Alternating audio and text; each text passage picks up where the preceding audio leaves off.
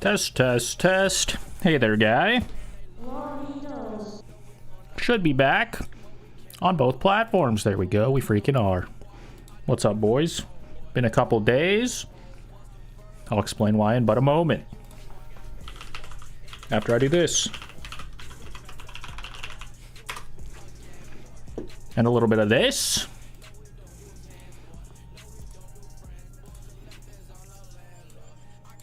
Oh yes, oh yes. Got lots to react to today, lots to discuss. Hope you guys have been well, dude. What up, Foreskin Quilt? The man. My man! Howdy. How goes? Top of the evening. Sunday. Big day for the religious. Have you guys prayed today? My woman, my bad, my mistake. Username must have fooled me.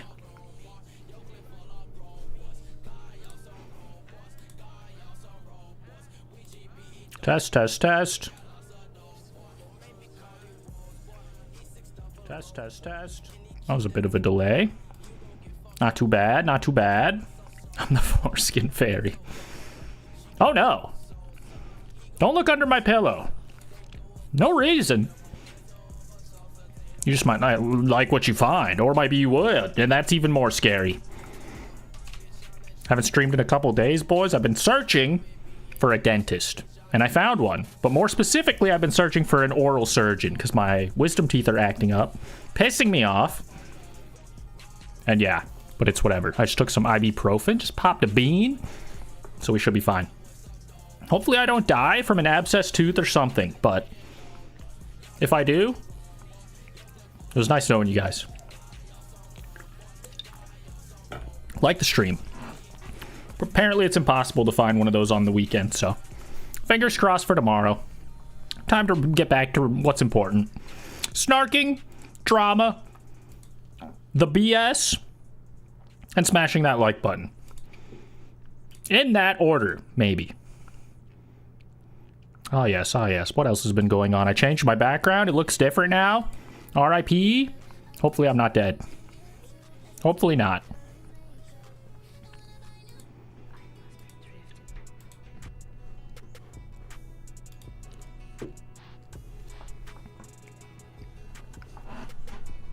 My favorite Labubu-esque streamer. Who, me?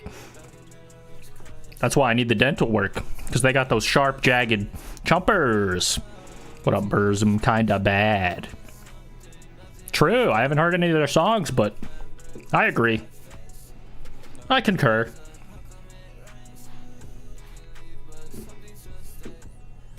Alright, boys, we got some freaking drama to react to today. We'll get into it in just but a moment. Let me chug some cells.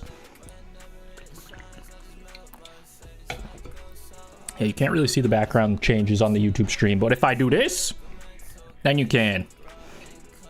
We got the TV, we got the ghost face, we got the Loomis. Missing in action. Pretty epic, pretty epic. Not much going on over here now that Danny DeVito's gone, which kind of makes the room feel bigger. Let's make it small again. What's poppin', Mr. Free Go man? I don't know how to pronunciate that, but I hope you're well. And I hope you're a man. Because otherwise I was 0 for 2 or 3. What up, Oil Boyle? Good evening, good evening. Have you heard about that guy that looks just like Jeffrey Epstein? Actually, I did see him on TikTok, and I did see some stuff about him. But what's his deal? He just looks like him? I thought it was AI, to be honest. Imagine looking like that guy. Tough break. He must have to plead his case just for his appearance. I am not that guy that you think I look like. I'm different, I'm better. Kind of a low bar. Palm Beach Pete or some shit. I will not be taking any vacation advice from that guy, just to be safe. I gotta go to live chat? I forgot, dude. I'm rusty. I'm rusty, crusty, and trusty. People are theorizing he's Epstein and stole someone's identity. That would be sloppy work, because he should have chose a different face if he made all the right moves besides that. Fucking idiot. Alright, let's watch a video. Let's freaking get into this. Let's get this goddamn party started. What should we start with, though? Probably with these cringe-o comedians. Peace out, Mr. Fry Goodman. Mr. Frito Goodman. He's a good guy. I vouch for him. What should I say for this intro?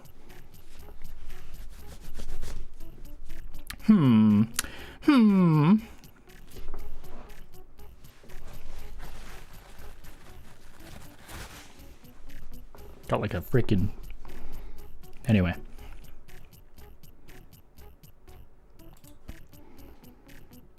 Hey there, guy. How's it going there? Fuck. I thought it would come to me and it didn't.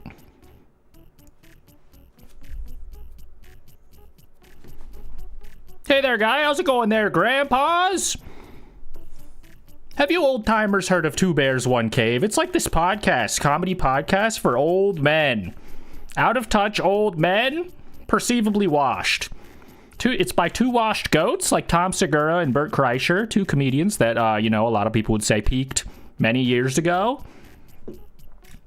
And they come together and they talk to each other for money. Not necessarily because they like each other anymore, but like for money. It's like a long-running podcast.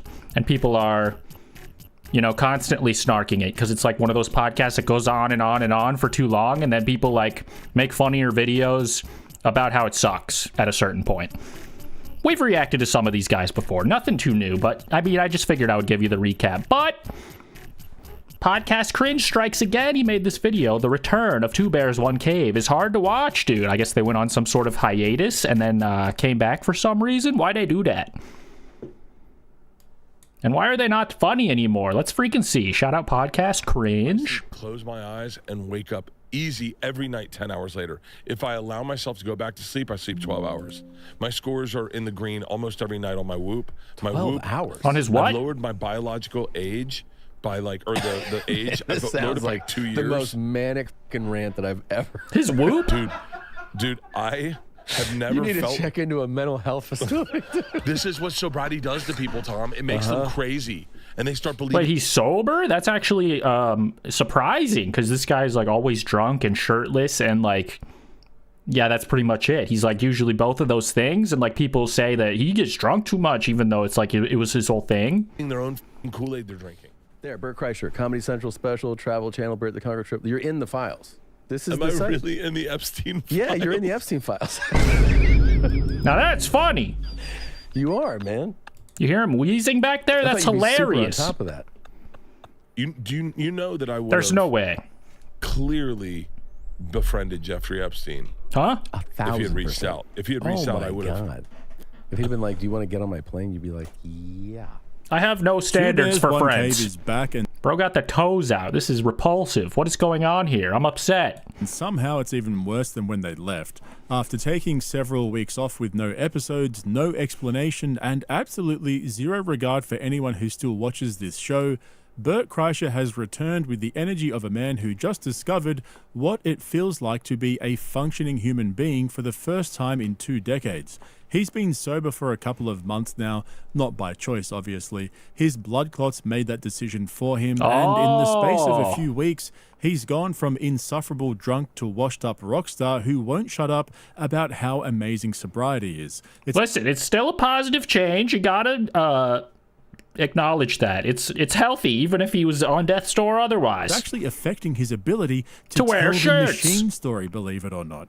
But that's not even the worst part, because in this episode, Bert basically reveals that his marriage is falling apart. Leanne won't sleep with him. We knew she moved him out of the bedroom, but now she stopped cooking for him entirely, and a few Wow. other sketchy things, which I don't care about that at all, but why would you talk about it on a podcast with your buddy that people watch? is a lot to unpack for a podcast that's supposed to be about two comedians shooting the shit. Oh, and Bert's in the Epstein I'm getting a files, divorce. which led to one of the most unhinged conversations I've seen on this show for a while, and that's saying a lot. We'll get to that in a moment, because before we Is jump... he really in the Epstein files? There's no fucking way, dude. Bert says weird shit about his daughters. I can believe it. Everything he says is weird. I can envision Bert's strained laugh vividly. Oh, God. I'm sure you won't have to. There'll be some more. Jump in. If you haven't already, More coming soon. Make sure you check out the link in the description to my Patreon, where you can watch my latest... Years? Oh, wow. Oops, too far. I am in the best shape I've ever been in. I'm in Ever? the physically best ever been in. I've never felt lighter on my feet Well, maybe because And- you're one of the lightest you've been in years. Have you tried losing wow. weight? in probably 22 years. What? Yeah. I mean, you do lose a lot of weight pretty easily when you stop drinking, dude. Because I mean, at least in my experience, I was freaking consuming so many calories that are just like empty from like drinking. It's bad for you guys. Did you know this? People are Wait, how much saying do this. you weigh? I don't talk about weight now. I've changed. Also, are these guys gay? Why are they called two bears? Isn't bears like big, burly, like cuddly, like men who are, you know, gay? My digital footprint, Tom. Did they I know don't that? Show my workouts. I guess they are comedians. It's like it could be a joke. Don't talk about weight. I don't post pictures of how It's funnier if they kiss. Sorry for pausing. I just can't stop thinking about this. fucking amazing I look. I just do the work, Tom. Cool. How much do you weigh? Let's just say 220s. You're in your Let's just round it up to 220s. 220s right now, Yeah. and you were 270. 275. So you've lost like over 50 pounds. Oh yeah. Here's the other. I mean, that is bear weight, probably. I mean, I don't know. Listen, I wouldn't know, guys. I wouldn't know. Let's freaking ask somebody who would know. Like Google, how fat is a bear in the gay community? They corrected me, but no, I didn't spell that wrong. God damn it, Google. Bear is defined as a larger-bodied, harried, but it doesn't... Ranging from overweight to muscular. Okay, so that, I mean... Whatever. I was looking for, like, a number. Other thing, I'm sleeping 10 to 12 hours a night. That's normal. 10 to 12 hours a night. Tom, and I want to just preface this with I am disgusted by sobriety talk. That's all that's in my feed. All right, guys, if we hit 50 likes, I will expose my search history, and I will look at it first so you don't see anything you will get afraid All that of. comes my way Yeah. is some broken toy telling me how to live my life. Some f***ing ex-whore from Philly telling me how to f***ing optimize my life. Just kidding, guys. I'm not from Philly. And telling me about BPC 157 and testosterone. You're so late to the f***ing game. So I don't like talking about like sobriety and everything, but Yeah. but I you know, obviously with the blood clot I can't drink, and then I haven't leaned into Good. weed yet because I never really like. When do they be funny? When do they talk about jokes and not just tell me about their life updates? I didn't turn a corner on like the enjoying the. It's like if they started their stream complaining about their wisdom teeth or something. This is so non-tent, bro. Like, I don't care. I don't live in your mouth. This doesn't affect me. Why are you fucking saying that? sobriety until too late. Yeah. So I didn't want to go right into weed to like try to find happiness immediately. And I've been now. All right, since we're freaking I mean, listen, it worked for me. I'm just saying, it worked for me. I've been taking a break from weed too, but Weed 1, not the sequel, but like as well. But like years later, it did help me get off alcohol, I will say. For a couple months. Weed. Not doing anything. That is how you spell it too. I sleep like crazy. The ongoing narrative that whenever Bert tastes sobriety for 5 minutes, he suddenly can't believe how much better his life is so fucking predictable with this guy. I don't talk about It's weight with now. anyone. I've changed my digital footprint. Bro, your digital footprint is a trail of shirtless selfies and shit stains. You haven't changed anything. But look, when Bert... And like his actual feet. With the dogs out. Row, row. Horrible footprint. I go into the gym, I work out. The only thing that sucks is like the witching hour when you'd want to have a drink. Oh, it starts around noon and goes until Noon? No, it's like when like today it'll This be guy said he sleeps 12 hours a day. Do you think he starts itching as soon as he wakes up? like 6 o'clock, 7 o'clock when the sun starts setting. Yeah. And on the road, it's right when I tell the machine His big toenail is black. That's his drinking toe. story. Like when I on tour, right when I tell the machine story, I'm like I look to my drinks and I go. I think the machine story is like his most famous bit. His most famous bit about drinking or something, probably, and taking his shirt off. right now. Can't wait for the comments to tell me I don't know what I'm talking about. Listen, man, I don't care. This guy sucks. So he's already counting down the days until he can drink again. July 12th, apparently, that's the magic number. So all of this, the weight loss, the sleeping, the journaling, the I've never felt better bullshit, is basically a countdown to his next binge. And did you catch how casually he dropped that him and Leanne have separate bedrooms now? I didn't. She's gone, it's just me in the house. I think He I said tuned that it like out. it was a positive development in his relationship, like he's living his best life. Bro, your wife kicked you out. That's not a flex. He also mentions these non-negotiables later on, which I'll get to, but my take is pretty simple. These aren't hypotheticals that Bert came up with for a fun podcast segment. These are real things that Leanne has been saying to him, and If it was gangrene, why would it be black, dude? That's not even the same color. Come on. Can't go one podcast without mentioning the machine. It is true. I don't think I've ever watched a Bert Kreischer special, but I've heard a lot about this machine story, and I can't wait to hear it someday. afraid to admit it. So he's framing them as a thought experiment to test on Tom. But I'll get to that because it's actually kind of sad. You know what I think, Thank God. Tom? And I think me and you are the only ones, not the only ones. That's other why I people watch this comedy podcast, goddammit. Please bum me out. have been injured. But do you remember when you injured yourself and then you were like kind of going like timid on bench press and timid on squats? I'm a bit bullish on squats right now. Whoops. And then one No, day you I don't didn't want to see the foot that big. Turn it off. think about it and Yeah. you just went for squats. That's what I'm going to do with weed. One day you're just going to eat a bag of weed. When I'm not thinking about it. And then I can't drink until, not counting, but July 12th. And so July 12th, I don't know if I'll drink that day You will. or maybe like a month before. Maybe that morning. But Maybe yeah. right now. Yeah. Wouldn't it be funny if I just broke it right now? What's up with this Tarantino, Rosanna Arquette N-word thing? What? Wow, Tom isn't even trying to hide how bored Rosanna Pansino said that? That's crazy. I don't care about her, though. So let's skip ahead. from Isla. She was like, I'm going to give you 2 days this year that you can drink. She finally sees her dad looking healthy. She's excited. She's setting boundaries for him to keep it going. And Bert immediately shuts her down. Crazy, Tom, is I'm the lightest I've ever been in 22 years. I saw Isla the other night. Yeah. Isla came out to one of my All right, how old is this guy? 22 years. Bert Kreischer age. He's got to be 52. Oh my God, I was actually quite right. Almost 53. He's 53, guys. But I was pretty close. Any other, you guys need anything else from the Oracle while I'm hot right now? shows. Lottery And numbers? she was 42, 21, 21? You stupid. she How many was are like- there? First thing she said she saw me is, you have fingers. I said, what? She goes, you've had sausages your whole life. You have Oh. I can see your bones in your fingers. She goes, what do your ankles look like? Isla said to me, I'm going to give you 2 days this year that you can drink, 2 days. And that's it. And I went, really? She goes, yeah. She goes, you look incredible. She's like, I've never seen you like this. You're so That's beautiful. great, man. Don't you feel Yeah. good? Yeah, and then I was like, you're out of your fucking mind.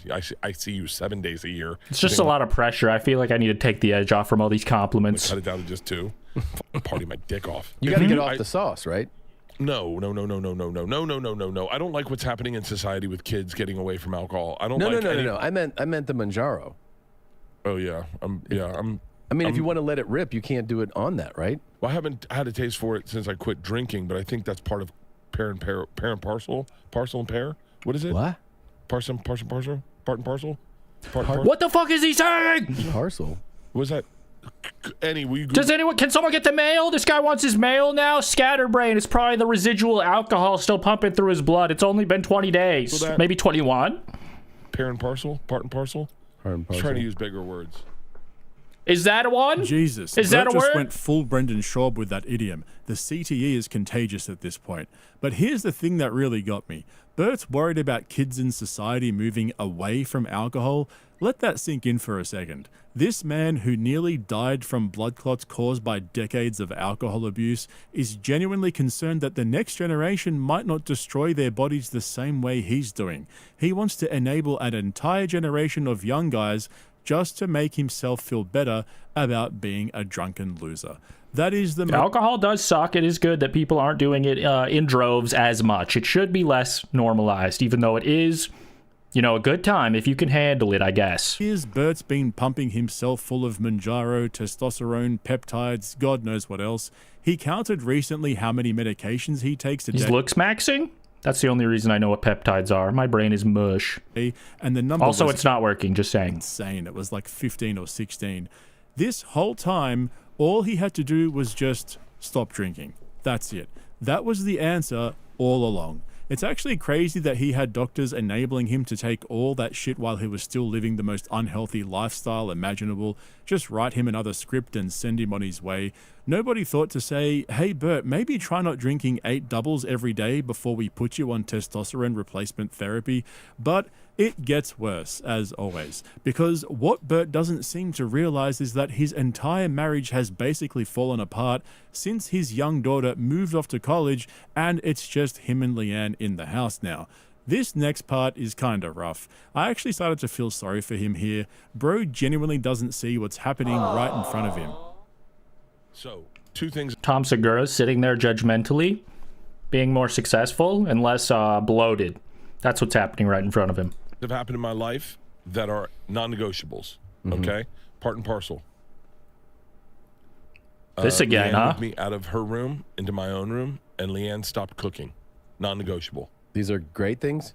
No, can't get Postmates? The cooking was a non-negotiable. She said she's done cooking. She'll never want to cook again. She's never liked cooking. She'll cook when she wants to, but don't ever plan on her cooking me a meal. If she's making herself something, it's just... Oh, I see. She doesn't want to be like a forced to cook anymore. She doesn't want to, work for you anymore. for her. It's not for both of That's us. like normal. That's like how normal people live, so good for her. Okay, got it. She said that. And then she said, non-negotiable, I need to move into my own room. She's not sleeping at night. It's keeping her, I snore, it keeps her up.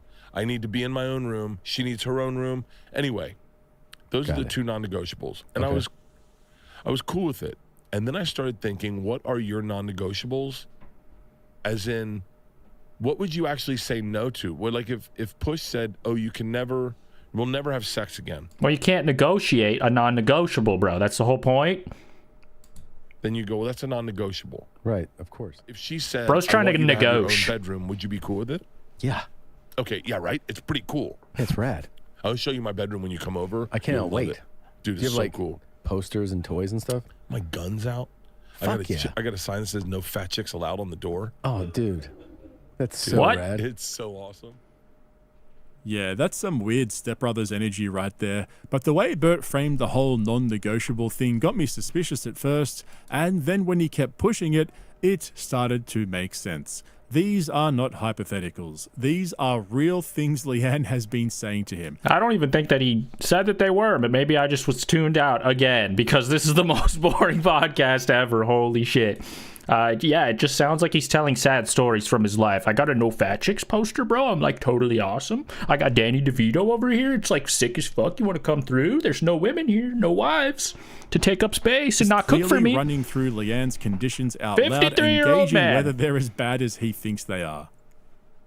Push said you can never have alcohol again. Is that would you be cool with it?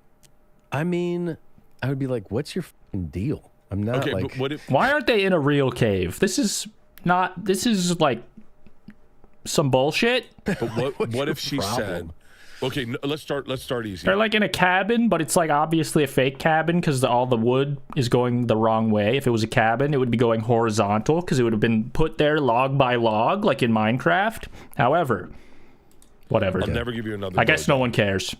That's kind of a non-negotiable, yeah. right? Yeah, of course. Okay, good.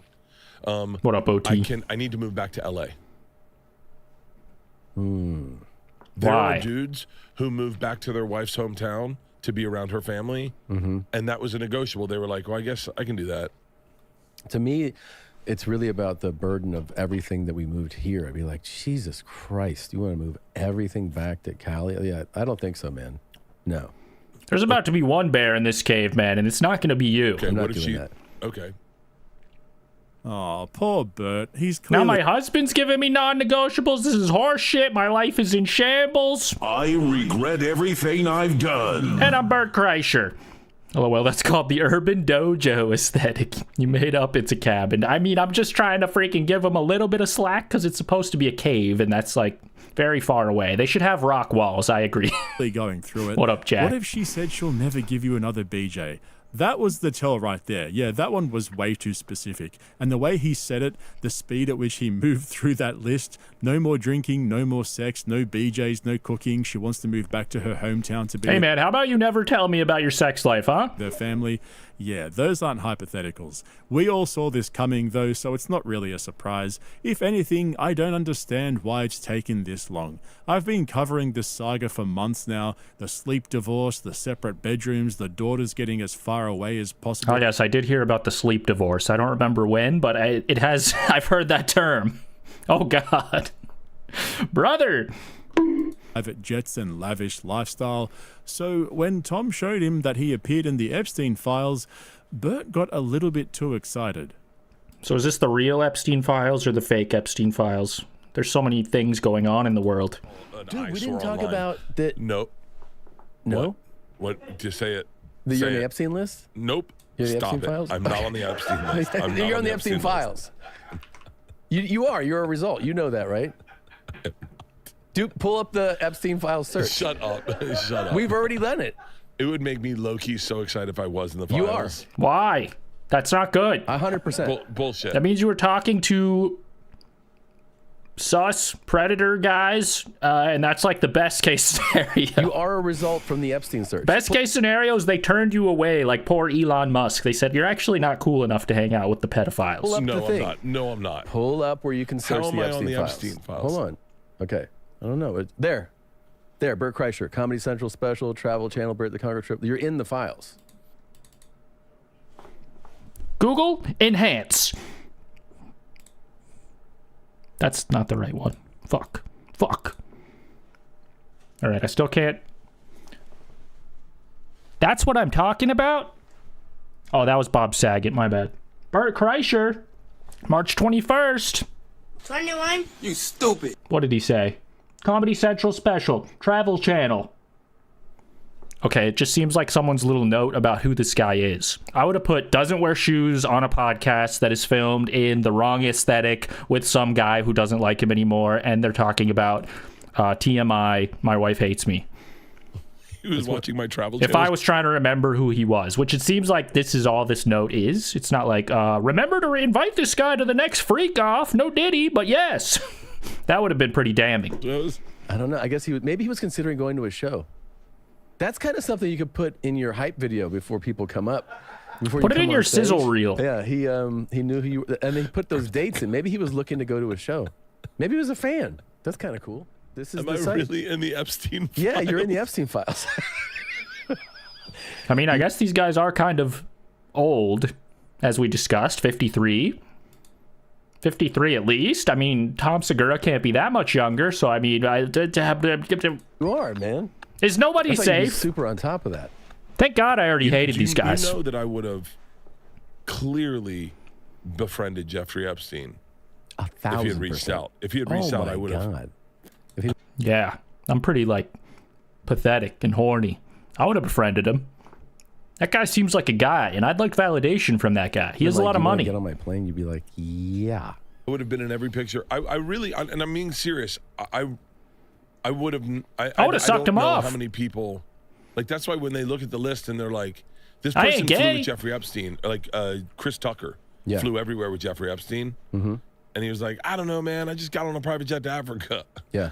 And I'm like, I would have definitely been one of those people. Does he have a hearing aid? I keep thinking he has like an ear tattoo or like a big clump of cat hair stuck in that sucker, but I don't know what that is. Do they wear like in-ears on podcasts? I thought that was for like live performances. Chris Tucker Yeah. flew everywhere with, and I'm like, I would have definitely been one of those people. For sure. Can I tell you who the one weird one is? That Joe said no. Quit beating around the fucking bush in your ear and tell me why you would be friend with him so easily and willingly, podcast. knowing what we know. Oh, I thought he said no to hanging out with him. You're right. I think they wanted to have somebody was trying to get him to have lunch, and then it was like have lunch with him and Woody Allen, and he was Two like, pedophiles? no. Joe said no without knowing. I That don't he know was if Joe- was just like, who's nah, Joe? I'm good. Yeah.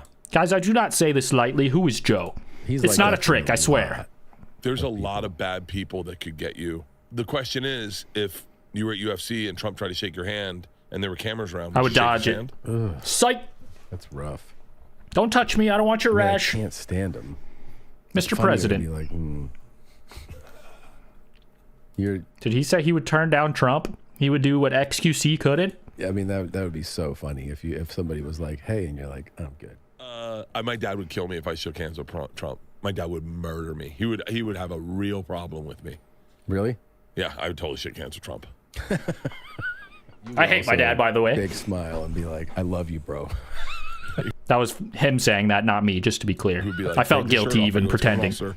Yeah. What do you need? I got into a deep dive on Mar-a-Lago. Yeah. Is it Mar-a-Lago? Mar-a-Lago. I actually don't know how to pronounce anything without a beer in my hand. Mar-a-Lago. The whole argument that it makes sense why so many people hung out with Epstein because they obviously didn't know about his history is such... Doesn't work anymore. Everyone knows about his history, dude. He's the pedophile guy. He gets the massages, he does the creepy faces, and he didn't do whatever he thinks that we think he did in the jail or whatever, but he's dead now. All right, this is so boring. Podcast Cringe was correct. This was hard to watch, just not necessarily in the way that I expected. Shout out to that guy, though, for compiling these clips. I am now going to Google the fake Epstein. If I could get my computer to fucking work.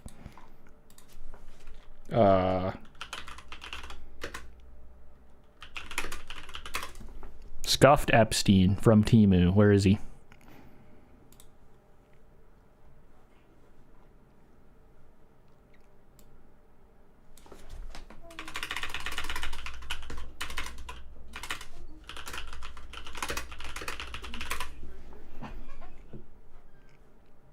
Hey, TikTok, why do you have a verified fake Epstein account? Is this Why the him? fuck is this on TikTok? Jeffrey Vacations official. Let me be as clear as I can be. Jeffrey Epstein is not alive. Jeffrey Epstein's fucking dead. Okay. Okay? That's what I But thought. yesterday, there was an account that was just Jeffrey that had these AI slop fucking bullshit. This guy filmed this 200 years ago. That's why it's in black and white. This guy was content-minded before everyone. That's Deep good fakes. thinking. It got taken down. Now it's back. Both of them verified. This one's verified too. Is that what the new ownership at TikTok is? I don't even know if this is the right guy, but definitely don't join anyone's Telegram chat if their name is Jeffrey Vacations official and they look like that. Good Lord. 1 month ago. Yeah, clearly this is too cutting edge for me. Anywho, did you guys ever watch the Two Bears, One Cave podcast? What do you think of these washed up old gentlemen? Are they still hilarious? Am I wrong? Let me know. Thanks for watching. Love you. Bye-bye. Like the video. Bye-bye. Palm Beach? Pete? Is that actually what they call him? Yes, it comes up, dude. Thank you for the lead in this important investigation. Epstein is alive. What? I'm not Jeffrey Epstein. I'm Palm Beach Pete. And just want to reiterate, I'm Peter from Palm Beach. Have Just to reiterate, I'm Peter. nothing to do with Jeffrey Epstein. This guy's low-key taking my bit right now. What the fuck is wrong with him? Not that it's like a very good one, but like... Can I go to...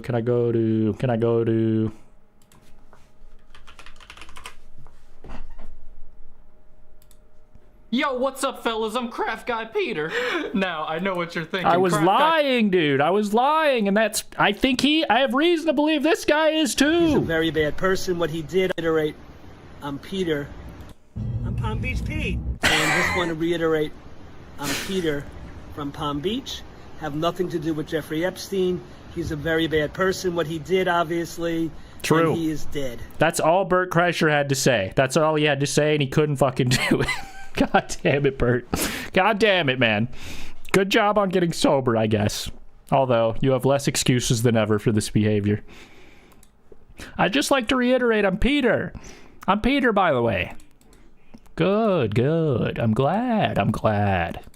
Me too, sometimes. White boy Donnie, that's me.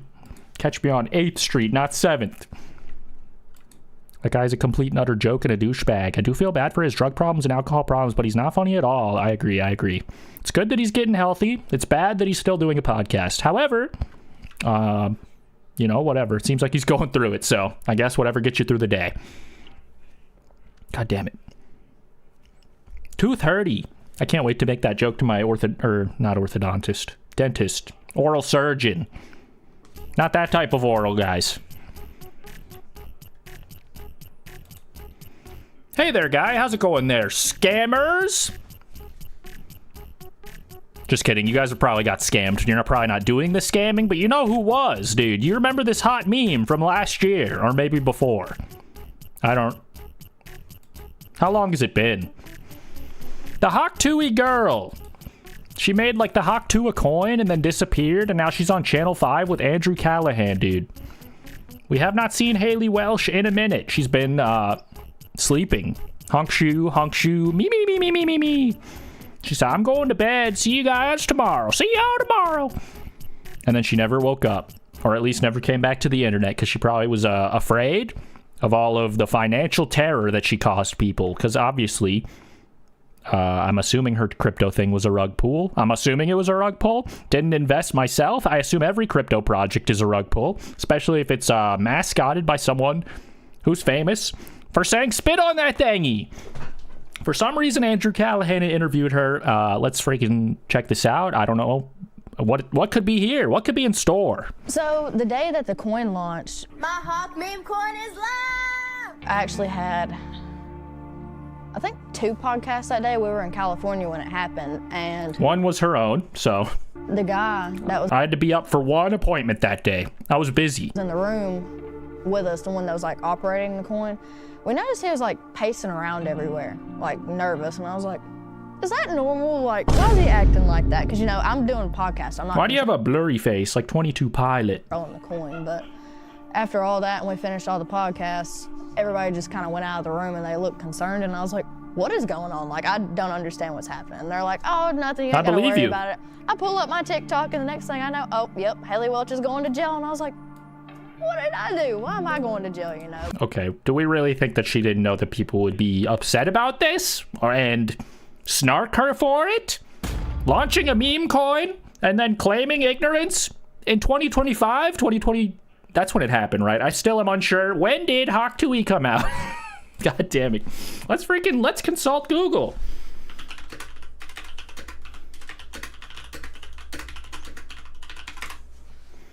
The Hawk Tuah meme started in 2024 in June. God damn it, guys. God damn it. It's worse than we thought. Time is the blood we're all bleeding, gentlemen. Please, like the stream before it's too late. I do not say this lightly. It's been 2 years almost. It's like 1.5 years. But still.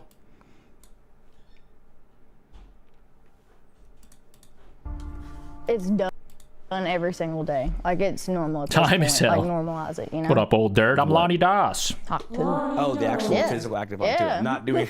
Hey, what's up, guys? This is not an advertisement, by the way, but did you hear that about 1 year ago, we bought back our old show, All Gas, No Brakes? Remember, from 2019 to 2020? I'm a member. We bought it back. An even older thing to scare me even more. Please stop reminding me of time and my lack of permanence on this beautiful earth, Andrew. The entire catalog of unreleased All Gas, No Also, Brakes don't read me episodes. that. If you're my friend and you come visit me in the RV, do not take a shit. All right, I'm going to skip whatever this is, because that's 3 strikes. You got the sussy book, you got the sussy baka, you got the poopy tube. Your story to me is one of the most fascinating. I thought it was all gas. You think so? Yeah, I think if a caveman were to like time travel from the past and I had 30 minutes to explain, you know, humanity and the recent zeitgeist and how things have gone, I would explain your 2 to 3 year timeline. Would you really? Definitely. What do you think you would say? I mean, I would start 1.5 year timeline, but who's counting? With the first interview itself. Not the contents of the interview, but you're just someone out, you know, with your friend for a night of partying, and then within like 2 days. See, this could have been Bert Kreischer, but as far as we know, his alcoholism got him nowhere, pretty much. I guess he's like a famous comedian, but do we know that alcohol is to thank for that, or did it only hinder him? This girl got drunk and said one stupid thing into a camera, and then became queen of Tennessee. And everyone's phone in the entire country. Yeah, it's kind of scary if you think about it that way. Yeah. What were you doing out that night? We were at CMA Fest and we were drinking. How do you get over a breakup? Get drunk like we're doing right now. And had you done a street interview before that? No, that was the first time. Wrong place, wrong time. That's all that was, so. So you kind of regret doing it?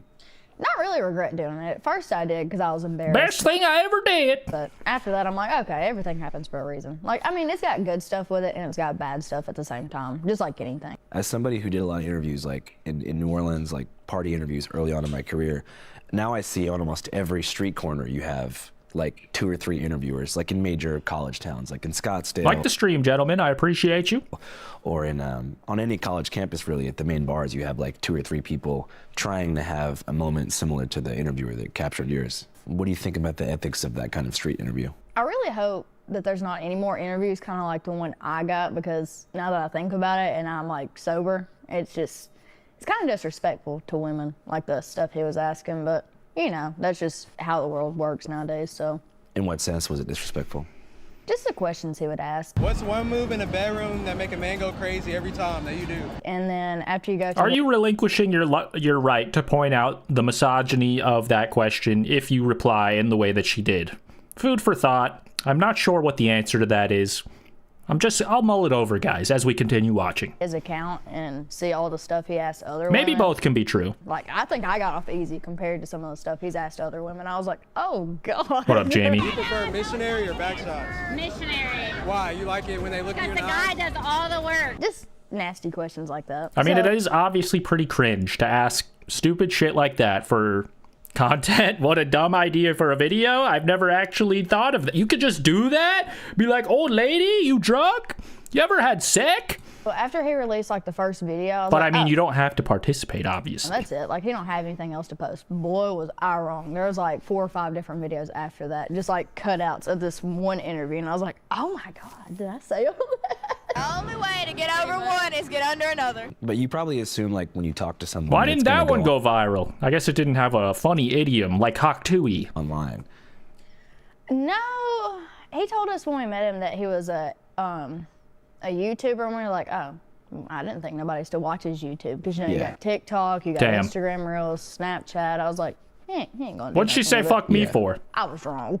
So what does it feel like to be in those shoes when that's happening? It's very overwhelming. It was at first, and then after I got in the gist of everything and I got a team together, I was like, okay, I think I can do this. But like those first 2 weeks before like anything progressed to that part, it was awful, horrible.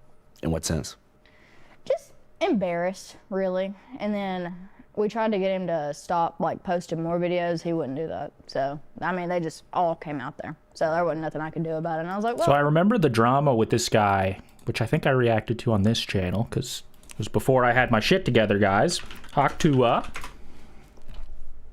And then they exposed her. What did they expose her with? This is not a drill. Huge Hawk Tuah drama. This could change Man, thank God this guy covered it, am I right? This legend. Why is Donald here?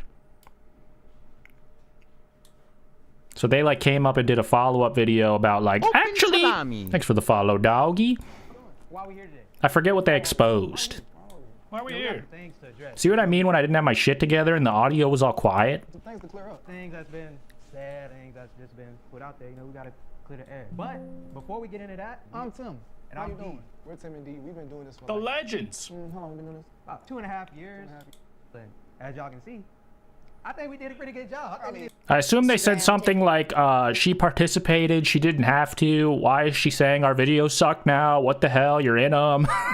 Probably something like that. We don't have to hear these guys whisper. What up, Skylar? How goes? You're sick? Vitamin C, the Lonnie method? Hell yeah, dude. Freaking feel better. Get well soon. You know what? Sorry the to worst hear. one's over. As soon as I said that, here comes another one that was so much worse. And I was like, oh no. I forgive and I forget. But at first, like, I absolutely would not forgive him, because we even asked him, we were like, could you please just stop posting videos? Like, yeah, you got your kicks off with the first video. Let it be that. No. If you're the street interview guy and you get this lightning in a bottle moment, I'm so sorry. I have to post this until the milk runs dry. But I hope you understand. He wouldn't stop posting them, but. She launched her whole career after this, though. I don't have any bad blood with Ungrateful? him. I don't Question guess. mark? But I couldn't be friends with him. How come? Just because of the concept. Like, you know, I asked you politely, What up, please meow, stop meow? posting those videos. Like, I was not It depends. Who do you think I am?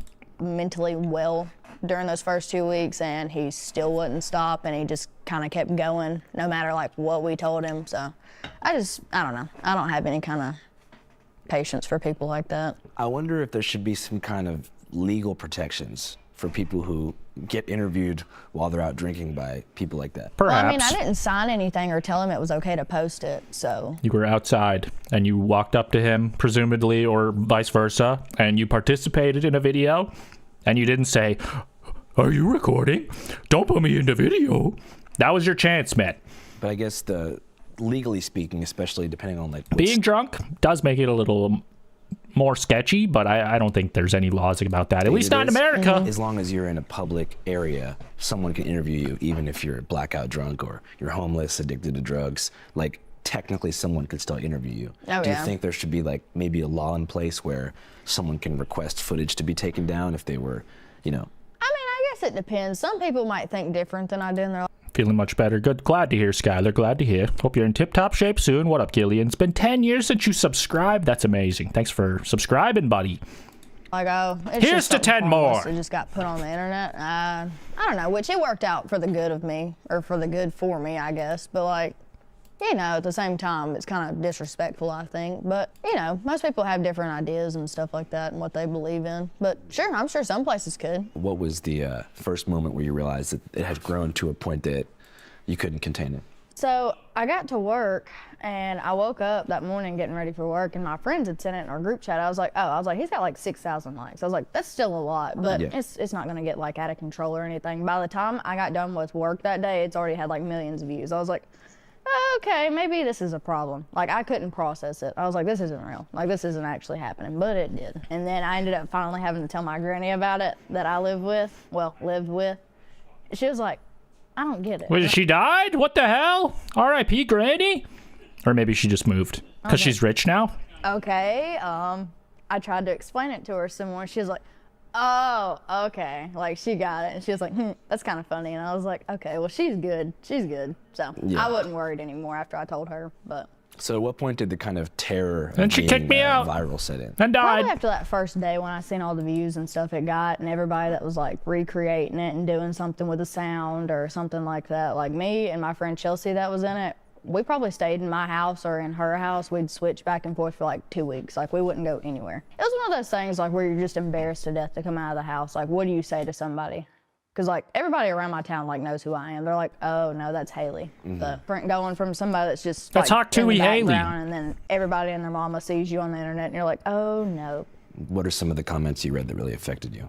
Off the top of my head, like, you had like a bunch of mobs and stuff. They're like, oh, that's so trashy. That is true. It is actually worse for the friend who got nothing. No fame, no notoriety, no funny meme. Like, if my daughter ever did She squandered her moment. What can you say? You gotta act quick. You gotta be quick. You gotta have your jokes ready to go. And then you'd have people saying, what does her father think about this? My dad thought it was funny. He knows how I am, so. Well, he's fucking wrong, but I'm glad that he's not like emancipating you from the family or anything. I feel like that would have been an overreaction. It's not funny though. Yeah, most people would just Let's get one stuck thing in, straight. Like, that stage one of embarrassment, but for you, I think it went so viral that you're now at this you're at this dilemma probably 2 weeks into the whole experience of like, do I just live like in the shadows for the rest of my life, or do I try to make a career out of this? Well, the thing that sucked about it, like, I was just gonna sit there and be embarrassed about it and let it pass, but then I seen all these women pretending like they were the girls in the video and they were making money off of it, and I was like, well, they're not even the ones in the video, so like, if they're making money off of it, I should too. I mean, there's no reason I shouldn't, so that's what I did. And how'd your influencer journey first start in that regard? It was a little overwhelming. Like, I don't know how long we had these tickets. Like, we were supposed to go see Zach Bryan in concert, and then he ended up inviting me up on the stage with him and everything, and it just started rolling right after that. Like, that night I was with Zach Bryan. The next night I met Shaquille O'Neal. Like, it was going like that. She says like all of this like it's a bad thing. It's just like freaking, she sounds like she's complaining even about the good stuff. Like, I saw Shaquille O'Neal that day and Zach Bryan, who I know is a famous country singer. I was joking, guys. Was that exciting? Oh yeah, of course. Shaq he's huge. Like, I don't think he is very huge. Touch the ceiling in here. Like, he's physically that large in person. Yes, he's ginormous. He's like a big teddy bear though. He's a really nice guy. Did you have any other cool link ups during that first I period? like Shaq from Office Depot and Gold Bond. Yeah, Wiz Khalifa. He come on our podcast and he was really cool. Yeah, I want to hear about like the actual influencer journey. So whenever you first started, were you approached by like a Hollywood agency to start? Let's see. My best friend's mom, she was like, you need to get a lawyer and start getting stuff figured out. So that's what I did. And then he pointed me to to the direction of my team, and then they got everything kind of set up. Well, maybe not complaining, but she sounds like traumatized. She sounds like, oh my God, I can't believe this happened to They me. made me an Instagram account. Can't believe I just made so stuff much like that. money. So, the Talk Tuah podcast. How quickly did that start after the video went viral? I'd say, I don't know, about a month or two after. It was a lot of fun too. I don't know, we just kept kind of rolling, and then the only thing that was bad about doing the podcast, most of them we done to like get a guest would be in California. I just got tired of getting up and going. Like it's just so exhausting to have to get up every other week and fly to California and then fly back. And I'm more of a homebody. I've always been a homebody. You like Tennessee? I do hate flying, so I unfortunately have to empathize a little bit. Although, like, oh, poor me, dude. I'm so awesome. I have to fly back and forth for my cool podcast that shouldn't exist, dude. Why is Jake Paul bankrolling that shit? Probably not the worst thing he ever did, but it's up there. Yeah, for the most part. You want to stay here forever? I guess so. I would. What I if it- couldn't live in California. How come? Stay home then, It's just exactly. Too busy. I cannot drive up there. There's people everywhere. I couldn't do it. You like the rolling hills out here? Yeah, it's nice out here, and everybody down here is just polite. Like, it's the South. Everybody, you can drive down the road and wave at somebody, and somebody's going to wave at you back. Like, they're just polite. All right, that's what I don't care about. Let's see if they talk about, you know, how she scammed people, allegedly. Just like what you see on the internet, you know? Yeah, well, that kind of bridges nicely to the next topic, which would be the Hawk Tuah coin. Ah, yes, I've heard of it. I invested my life crypto, savings. I guess, scandal that emerged based upon your likeness. Today What up, we're Go breaking Dog? down the Hawk Tuah scam. Yeah, the Hawk Tuah girl launched a meme coin. That's just like a term they use, calling it a meme coin. It's really not. It's just always a scam coin. It's a Bitcoin based on a meme. What is this differentiation, Charles? In Moist your Charles. perspective, what It's a happened meme there? coin, In man. my perspective, I'd say that I got talked into doing something that I didn't know anything about, really. But you got to be really careful what you put your name on. Like, I think people give me a lot more credit for that whole crypto scam than, like, I can actually pull off. They're like, oh, yeah, she pulled this off. I'm almost a 22-year-old girl. Like, you give me so much credit. You really think I can do that by myself? Okay. It's just one of those things. Like, I've never had a Twitter account until, like, we started doing a crypto coin. But it's just, I don't know, it's one of those things. And the internet will take something and run with it so far. I don't know, they just blow it out of proportion. Like, you'll have random people that never even put like $2 in the coin. They're like, oh, where's my money at? Like, you didn't even put money in it. Yeah. You just said I put $2 in. What is this blatant disregard from the truth? Sorry for pausing right here. That's fucked It's up. just one of those things. Yeah, I mean, I kind of first gained like influencer status when I She was clearly has no respect for the $2. around 21, Fucked up, 22. man. That's fucked up. Yeah, just through being a street interviewer. And one of the first things that happened in my career was I got approached by crypto dudes. Stay away from Right it. away, they were like, hey, how would you like to make an all gas, no brakes coin, an Andrew Callahan coin? And for Really? That sounds kind of early. I didn't even know people were running that jug yet. some reason, like I just All had Gas this No Brakes was like 2019, 2018, right? calling in the back of my head, like, stay away from it. Mm-hmm. Did And you now, I guess. know any like people in that world prior?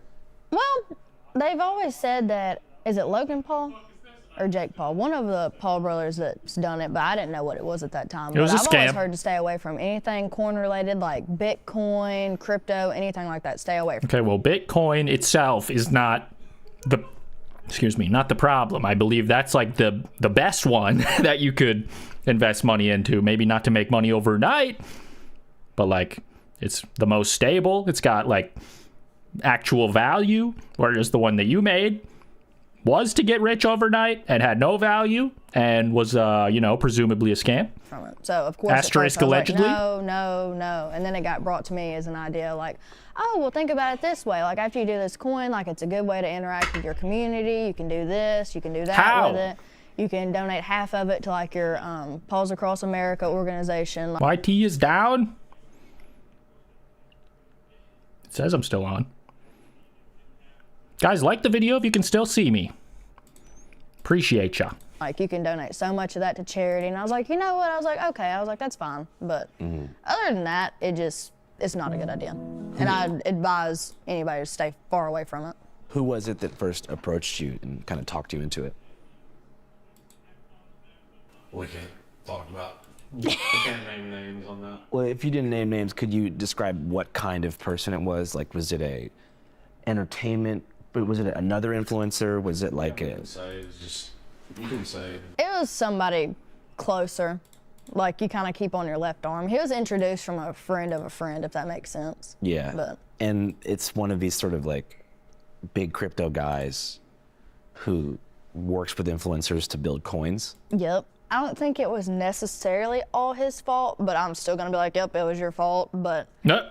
I think he ended up. Bro, what the fuck? Why would you say that?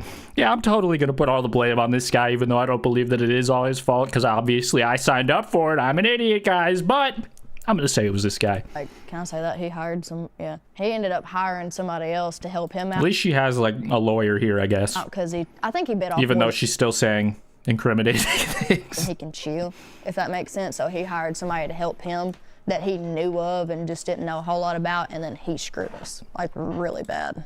But I don't know, it's just one of those things. You live and you learn. I won't ever touch another one again. Yeah.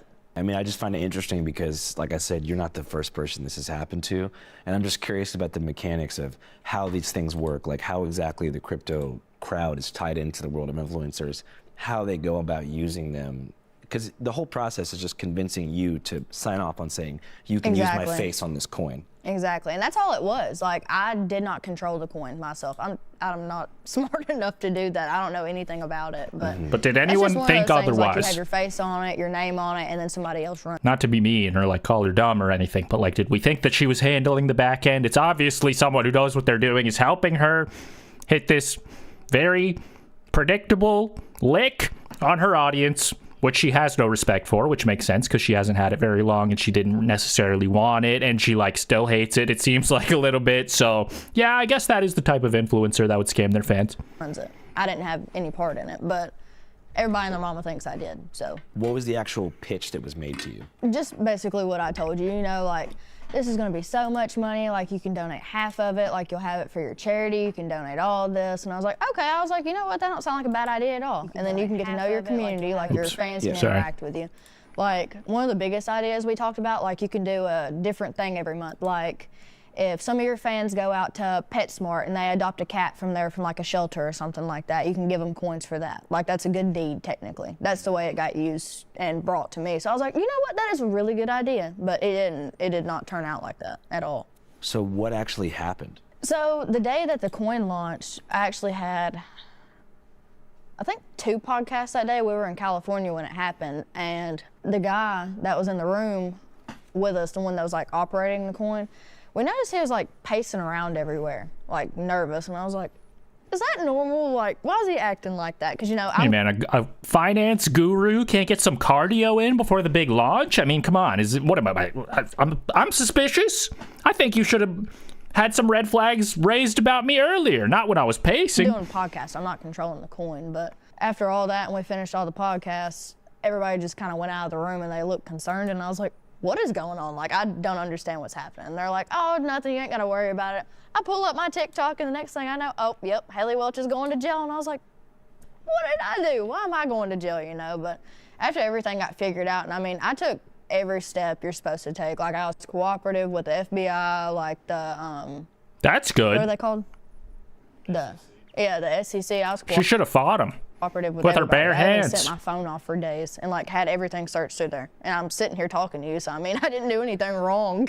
Yeah, I saw that you got cleared by the SEC. Yeah, like, I'm good. Mm-hmm. But what about the other guy? So it's not a scam? They confirmed? Got cleared by the SEC. Haley Welch said she was cleared by the U.S. Securities Exchange Commission and federal authorities for the crash of Hawk token. The instant fame of Hawk ended quickly in a rapid crash, causing buyers as much as $50 million. Oh my God, bro. Imagine investing in that shit. Yeah, like, this is back when it was still called Twitter. Good. Mm-hmm. But what about the other guy? I don't think that's true. Yeah. So that's still ongoing, but you're out of it. Mm-hmm. Damn, that must be a crazy experience. Oh, it's enough to traumatize you. Like, I wouldn't come out of the house for like months. How would you compare like that? What a buckethead. The 2 glasses and the headphones. Your ears have got to be sore. They were last stream, but I was wearing different sunglasses. These ones, they're all right. Can wave. I appreciate the concern. I guess shame to the first. It was worse than the first time because, like, this time I was starting to get like death threats and everything else. People telling me I owe them all this money, and I'm like, I didn't do this, and I'm sitting here and I'm the one getting hit for this. But it's rough. It's like one of those things like where if you come out of the house, you put your head down. Like it's just rough. Yeah, it was worse than when the video went viral. Oh yeah, 100%. It was just, I don't know. I don't wish that on anybody. What was the worst thing that happened in real life after that? It's just, not even for me. Like you see all these people that put in their money that they bust their ass at work to make, and then they put their money into this and they just lose it, like for nothing after they trusted me. It's a terrible feeling, you know? Did people really lose a lot of money? I think they calculated, what? 50 million? How much was actually lost? It's hard to tell between real people and like actual crypto people, you know? Which, I mean, I agree. Those aren't real people. So this is why he's the lawyer, guys. He's got the legal commentary that we can all agree with. It's hard to tell. A lot. It was like 200 grand or something. Yeah, it was like 200,000, but. So there was allegedly 49.5 plus million of not people's money. Interesting. I kept seeing stuff on TikTok like before we found out how much was I wonder which really bucket they're considering me to fall into, because I invested a pretty penny in that bad boy. lost. Like I think 200,000 of real people's money got lost, and then the rest of it was like scammers and stuff like that. But that's, I don't know. I don't even know how it works. Like I have no clue how any of that stuff works. It sounds like how it works is the person who's in control of the coin will do some insider trading. Thanks for the follow, dog. He knows. See, that's where he got messed up at. I'm pretty sure. Yeah. The guy that ran it. So people will basically sell like shares or something like that, or Mhm. tokens before the coin goes live, and they'll kind of all pull out and devalue it rapidly when that happens. Well, see, I even tried to go, like, we went to a Bitcoin conference, and I was like, yeah, I'm willing to learn this, because, you know, I'm going to be doing it. I might as well try and understand it. We spent, I couldn't tell you how many hours at this conference. I walked away and still didn't know anything about it. Couldn't tell you, but... I believe her. The way it would work, he'd be like, okay, well, we need to do videos, like, to put on your Twitter, and he'd send me messages of, like, what to say in these videos, and I'd film it, you know, whatever, but still didn't understand it. My Hawk meme coin is live! Look how happy she was back then. Why is she so sad now? That's part of my fault too, I will say, because I had no business putting my name on something I didn't understand. Which Okay, we love an accountability-taking queen. I know that now. Go off. But it's just one of those things. Yeah, that's why I say the story is so interesting, because all of this began with you just having beers in Nashville. Not Yep. beers, sorry, I don't know, what were you drinking? Vodka. having vodkas on Broadway, right? Mhm. And the next thing you know, you're like involved in some kind of crypto scam, and you have a podcast in Los Angeles, and then you have like all of scam YouTube is kind of using you as this pariah. I have questions. I'm raising my hand. Hey guys. Now, what is a pariah, per se? Might have to look up this big word here from Mr. Callahan, Mr. Channel 5. Pariah is the second step in the Jewish ritual of circumcision. I don't think that's what he meant. I didn't know who he was. I'm glad but I didn't heard show him that on the screen. live, that live, What? That live was the day after the coin launched, right? Like it was the same day. That's The who, second step. Why is it? What's the? I have so many questions, and I don't even want to know the answers. I heard talking, and that's when I realized like everything was like, you know, shit hitting the fan. Like it. Persona non grata. All right, let's see what another question for Google. Persona non grata means, I have heard that before. Latin for unwelcome person. Okay. So she's the bad guy, basically. Why didn't you just say that, man? Why'd you make me look up the penis stuff? Didn't go good because I heard him on there. God damn it. And he was like going off, like asking questions about this, and this. And the guy that was on there talking to him, he couldn't answer those questions. And I was like, those are simple questions that he's just wanting to know. Like, why can't you answer them? So you understood where CoffeeZilla was coming from? I didn't at first. Hey, this is one of the most miserable, horrible launches I've ever seen in my life. Okay, then why the fuck are you on? And then I did ask, and I was like, okay, he's got a point, but like, he's barking up the wrong tree. Like, he thinks I did this. Yeah, he might be right, but what the fuck? Why is he don't tell me that. This is my big Full day. intent, knowing what's going to happen. I didn't know anything about it, which, again, that's my fault. I didn't know anything about it, but I don't know. It was rough.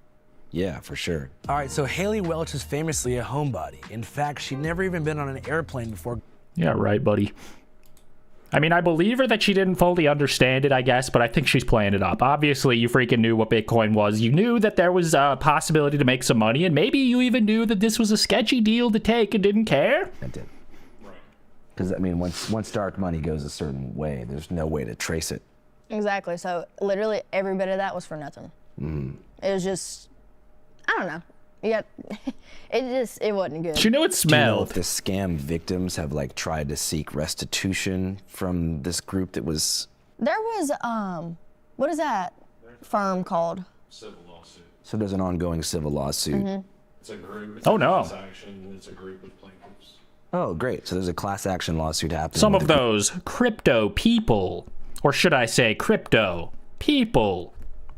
Of plaintiffs who are suing I someone fucked up who's my not air you quotes, to try to guys. get their money back. And would you support these plaintiffs? Well, no, she's named in the suit too. You're named in this suit too. I'm suing myself. Do you think you'll be all right? I definitely do, because I mean, you can go through my phone, you can have it right I now. think I'll There's drop the nothing in case my on phone. myself. To say more that Haley and her lawyer cannot, the primary masterminds of the Tuah coin rug pull, according to a lawsuit filed by 12 plaintiffs who suffered a collective loss of $151,000, were 1. A Los Angeles man known as Doc Holliday, legal name Alex Larson Schultz, a cryptocurrency trader who initially proposed the Hawk token to Haley, and 2. Clinton So, a software engineer based in Hong Kong who developed the trading platform called Overhere, which launched the coin back in the November of 2024. Like I told you, I was fully cooperative with the FBI and the SEC, and they're like, okay, well, you're good. I gave them everything on my phone, anything including keywords like meme coin, crypto, anything like that. They have every bit of it off my phone, so. Yeah. So. I mean, I don't think there's any actual trouble she's going to get in, right? Like, Trump did the same thing, and people do this all the time. It's seemingly allowed, even though it is scummy to do. But usually the scummy part is like, you build up trust with your community, and then you freaking convince them to buy this shit that sucks just so you can make a quick buck, and then they get broker and you get richer.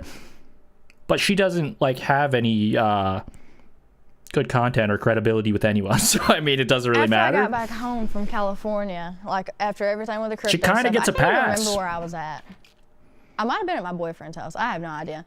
But I got a call from my grand. She's like, Haley, you need to come home. And I'm like, why? What is wrong? She's like, there's 2 FBI agents at the door looking for you. And I was like, oh, okay, that doesn't happen every day, because I'm telling you, we literally live out in BFE, like bumfuck Egypt. We have a dollar store in Belfast. That's literally all we got. So for them to come all the way from Nashville down looking for me, I was like, oh shit. And I was like, I'm gullible too. I believe everything off the internet. I'm I was going like, to I'm going prison. to prison. I was like, that's where I'm going. You know what? I got to thinking about it though. I was like, maybe I'll meet Todd Chrisley. I was like, maybe everything will be fine. Whatever. Who is that, a criminal? But she told me on the phone, she was like, yeah, and there's one here that's really good looking. And I was like, okay, Granny, you know, whatever. And she's like, I'd let him handcuff me and take me off. And I was like, Your grandma said that. all right, Granny. So when I went for my interview after we got it called and set up, you know, in Nashville with the FBI, and I was fully cooperative, you know, talked to them, told them everything, name names, whatever. I told him, I was like, my granny wanted you to stay at the house with her. And he was like, me? And I was like, yeah, you. I was like, she thought you looked good. But it tickled him to death. He was red-faced. Do you think he was willing to engage your grandma in that kind of manner? I don't think he's ready to get married, but I mean, we should stick to the script, Andrew. Please, don't ask about my family. There's one guy in the room. He was just scary. I mean, the scariest looking guy I've ever seen in my life. He meant business, so I didn't look at him really. It was a good cop, bad cop situation. There was like, how many do you think? 4 in the room? 4? Yeah, there was 4 of them. Too good, too bad? There was good vibes besides this one guy. What'd you ask him? I walked in and they were all like saying their name and their occupation. And we're Wait, who the fuck is this guy? An elk boy? You're not a lawyer. I feel lied to again. And I might have to join some sort of class action suit about this interview now. walking down the line. Happy Dad's been talking off screen with the UFC. This is Steve Will Do It. Best friend or something. Who is this guy? So I started to make a little joke with him, like tell my occupation. So I hit him with Can anyone understand what he's saying? He just looks at me. I guess that's a trick question because there's subtitles, but thank God, because I wouldn't be able to. He's like mumbling. He didn't say anything. I guess I didn't find him funny. What do you think was the most like gotcha hardball question that the mean FBI agent asked you? Where's the money? He asked me a lot of like in-depth questions like about the crypto coin, and I was like, I just looked at my lawyer because I don't know what any of that shit means. So I was The like, happy dad what does lawyer. that mean? And he'd have to explain it, and I was like, nice. Like, what's a confusing phrase that he said? Like he asked about something in a phantom wallet, and then he asked about there was types of coins, I guess. I still couldn't. Something with the blockchain. I've never heard of the thing, to be honest. I just said, please get me some money. I'm telling you, I have no idea. Like types of coins, I guess. Like how much this. This is the perfect crime. All you have to do is make plausible deniability that you're as dim and uninformed of what you're doing as possible. She's fucking off scot-free. She got away with murder here. She's freaking holding the bag and she does not know why or where it came from. She's like a genius. 1 cent. This one's worth like 5 cents. I don't know. I don't know anything about it. I have no clue.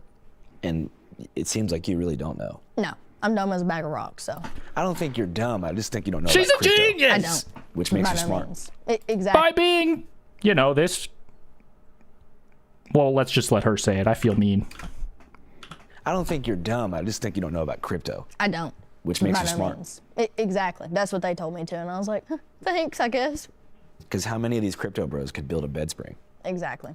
You're exactly Not I. right. Or one that goes in a vending machine, you know. You I have can do real that. domestic manufacturing skills. That's what I'm saying. Wait, the vending machine spiral? Like the one that would release a Nature Valley bar onto the basin? Yep. You made those? Not Those are the necessarily ones they always get stuck, and then you have to like reach your arm up there and hope to God you can actually get the snack. we'll make them where I worked at, and then I would check like the dimensions and stuff on them, and then What up, I Habza? hated doing that. It was terrible. But then my part, like where I actually worked like full time, I done shipping. Like I'd pack out so many in a box, and then we'd ship them out to wherever they're going. Did I send my phone off to them or the SEC? Yeah, I ended up sending my phone off for like 4 days while I was in California to the SEC, and then it come back. She just went on vacation while they investigated her shit, dude. This woman got away with it, dude. She freaking is the perfect criminal. They're gonna make a movie about this heist that she pulled over us. Our meme crypto people eyes. Shout out Andrew Callahan, dude. I'll freaking link this full video in the future description, dude. How do you guys feel about the Tuah girl and her alleged scam in the big 2026? Are you surprised we're still talking about her? Tuah and her? And does she still do a podcast? I hope to be on it someday. Thank you guys for freaking watching. Like the stream, like the video, subscribe if you're new. I appreciate you. All right, on to the next.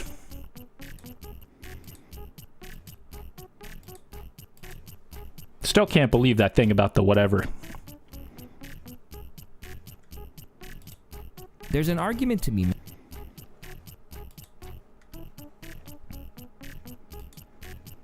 Hey there, guy. How's it going there, actors? I can tell you're not being real with me right here, dude. How do you guys feel about Shia LaBeouf, the child actor, famously from Holes, Even Stevens? Lots of things, really. He's been in a lot of banger films. Recently, he's been on, like, a sick one, I believe they call it. He was also interviewed by Andrew Callahan from Channel 5, but that's not what we're watching. We're watching The Never-Ending Spiral of Shia LaBeouf, dude, by Lou Extras. Shout out Louis Asta. Let's see what Shia is up to. I think recently he beat up somebody or 3 people at Mardi Gras and then got arrested again and then maybe got arrested again. So, yeah, he's crashing out. Made that you would have to be crazy to want to be famous. And if there's anyone who fits that bill, it's Shia LaBeouf. Viewed as a renegade by some and a maniac by others, the actor has not only racked in an enviable career in movies, but his slightly deranged ways have spawned no end of memes and legendary online moments. Do it! Just do it! Don't let your dreams be dreams. You guys don't understand. That hit so hard in 2011. No one had ever told it to me like that before. And the clapping? Classic.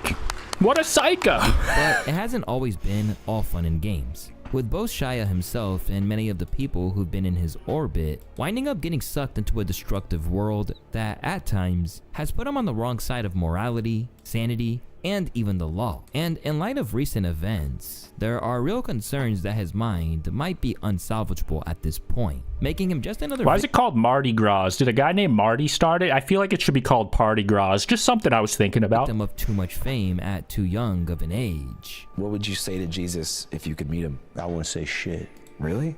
Nah, bro, I'd kiss him. Hey, yo! I'd kiss him. I just kiss him. In the same interview, he says that the people he beat up were like gay and aggressive towards him, and he doesn't He got really mad when he was talking about that. So it's kind of weird that he would, Jesus is where he changes his tune. He would kiss him? Kiss his feet. Just the feet. I guess that's not as homoerotic. Not like the lips, guys. Come on. Chill out with these questions, Andrew. My bad. I didn't know it was gonna make you. If you haven't seen this interview with Andrew Callahan, it is very interesting, at least. Shia does seem a little crazy in it, a little manic. He's like walking around the apartment being like, I don't even know why I'm drinking right now. Is it just to look cool, or is it because I'm addicted to alcohol? I don't know. Gulp, gulp, gulp, gulp. And then as a viewer, you're like, I think I know what it is. Well, really Catholic, bro. But it is interesting. I just thought you had thought about it. What up, schmuzzle? For the hard-headed ones, yeah, you gotta go hard. What do you think was the real-life equivalent of you smashing your head on the wall? I put a gun in my mouth. I was ready to kill myself. What? Blow my brains out. Writing letters. Don't do that. Yeah, dark days. For real. It's also not an equivalency. Smashing your head against the wall is like self-harm, but that one is a bit more extreme. I'm ready to go. Why didn't you do it? Why didn't I do it? Because I'm pussy and also my mom. So God bless her. She kept me alive that night. It's your boy Luesta, live from Lu Extras. Sheesh. And this is the increasingly dark world of... Yeah, if you guys are watching right now, bring your mouse over to that beautiful like button and give it a goddamn kiss like Shia LaBeouf would do to Jesus Christ's feet. Thank you. Shia LaBeouf. Granted, that's not to say that it was ever an easy place to be in the first place. Born in the late 80s, Shia's mom was a former ballet dancer. Meanwhile, his father was trained as a clown, but spent much of his life being in the vicious world of a heroin-addicted dealer. Raised on the gang-infested side of Echo Park in a predominantly Latino area, Shia's performing career began early with the soon-to-be Stat dressing up as a clown himself at the age of 3 in order to help his parents sell hot dogs and snow cones. From there, he caught Interesting. After performing a pretty inappropriate comedy routine in Pasadena before he was a teenager, he decided acting was the path he wanted to pursue. Left with little to no support, he used to pretend to be his own manager over the phone. And eventually, one of them liked him for his hustle, so they signed him. And Did you guys ever watch Even Stevens? I vaguely remember watching it on Disney Channel. Some people say that I look like Beans from Even Stevens, and I think those people are face blind or just trying to roast me, but they're not right. Which I will now prove. What the fuck? Okay, I look even less like this guy than I thought. What the hell, guys? Come on.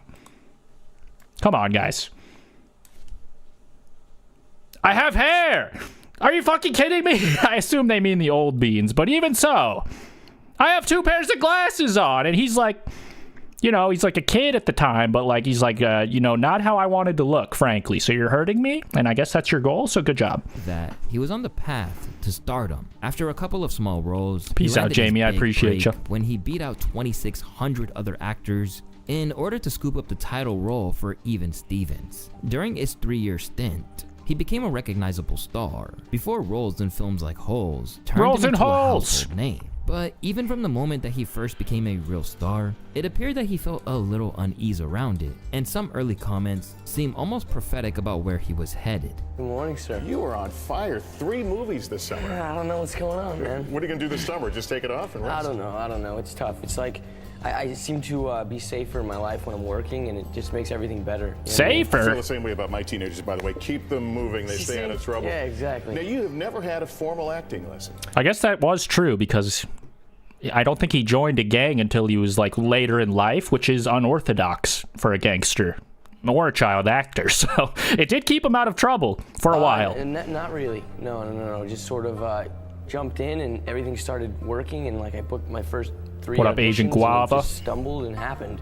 And I swear to God, this all just happened. And stand-up comedy is something you started at, what was that, age 12? Yeah, I was doing that. We used to take classes, like, but it was tough because nobody would show up. Like, you'd go to the Ice House or something, and that you couldn't perform there because all the people who were in the main performance room were drinking, and you were too, young to be in there. Although it's often portrayed as the ultimate ambition, notoriety would prove to be a big struggle for Shia. And as the years passed, he was open about how bizarre it was to always be recognizable. Can't be in no fuck around and can't leave the country. How much was the bond? I have no idea what happened. Did somebody bail you out? I have no idea, bro. I know Thundercat tried to get it going.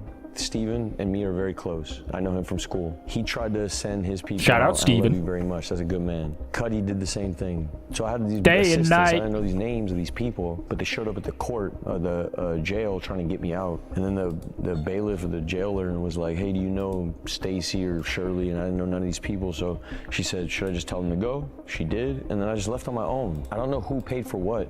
I know that somebody told me there's like I'm not reading none of it, but bro, there's a lot of clout chasing going on in this motherfucker. Later, he delved into the complexities of his life in a movie titled Honey Boy, in which he played— I think I watched that. That's the one where he plays his own dad. It's like kind of fucked up. His own dad. In the promo material at the time, he opened up about the ill effects of celebrity and what obtaining it at so young did to him. It was the first time I've been told that I had PTSD. I thought it's very weird to watch like someone who's like a victim of their, father's behavior play the bad guy who is the dad. It's like, who do I feel bad for? Alcoholic, like a true blue drunk, and I needed to deal with that, LaBeouf explained. I knew that it was an issue, but didn't know there was this extra whole thing that was hindering my ability to have any peace in my life and my ability to deal with people. Still, he loved his craft, committing himself to acting with a passion that towed the line between passion and insanity. Following those early hits like Even Stevens and Holes, his true big break came alongside Megan Fox in Transformers. Suddenly, he was a major action star and basically with the had stroke his pick of roles shirt to the point that he was even cast as Indiana That's why Julian Casablancas has such an ego, dude. His shirt was in Transformer. Jones' son in what was then supposed to be the last film. But in the time since that era of his career, he has been open about how he hated Transformers. My hang up with those films was that they felt irrelevant. They felt dated as fuck. You come up on these stories about Easy Rider, Raging Bull, De Niro, Scorsese, and Hopper, and you find value in what they do. I mean, they are like a bit of a bullshit blockbuster, I guess you could say. It's a little lowbrow, but I mean, irrelevant, dude. They made like 40 of those. Well, you're chasing Energon crystals. It's very hard to keep doing what you're doing when you feel like it's the antithesis of your purpose on this planet. And likewise, appearing in these big budget films like Indiana Jones pretty much did nothing for him either. I don't think there was any acting going on, he says. This was like a personality. There was no acting going on for a huge front half of my career. This was all just my personality exhibited on a camera. It's the ordinary kid in the extraordinary situation over and over and over again. And that's actually what I was. I was an ordinary kid for real, in an extraordinary situation for real. And with that, he moved away from those major studio projects, pivoting instead to what he deemed to be more interesting, often independent work. I was trying to earn making my father. a dad movie. I was trying to shake off Disney. I was trying to shake off blockbusters, and I was trying to work with people who fucked with me. But even if that was supposed to fulfill him more than making big movies, it marked the beginning of an era where his behavior got increasingly out of control and threatened to overshadow his professional goals. Once he graduated from Transformers, the stories of Shia being hard to deal with on set really picked up steam. For the most part, this was on account of the fact that he was a method actor to the utmost extent. A method actor is like someone who like gets into the role basically for real, pretty much as close as you can get. Some people like will try to live as their character for like as long as maybe a year before the movie comes out or whatever, they start shooting or whatever. I think Jared Leto did this for one of his roles. Not sure how successful it was, but Why porn is interesting to me. that's the method. It's basically the madness method where you go a little cuckoo. It's interesting to me because they actually, no matter what's going on with the acting part, blah, blah, blah. At the end of the day, they're actually gonna can't fake that. So there's a lot of that in acting in general, just in doing this in general.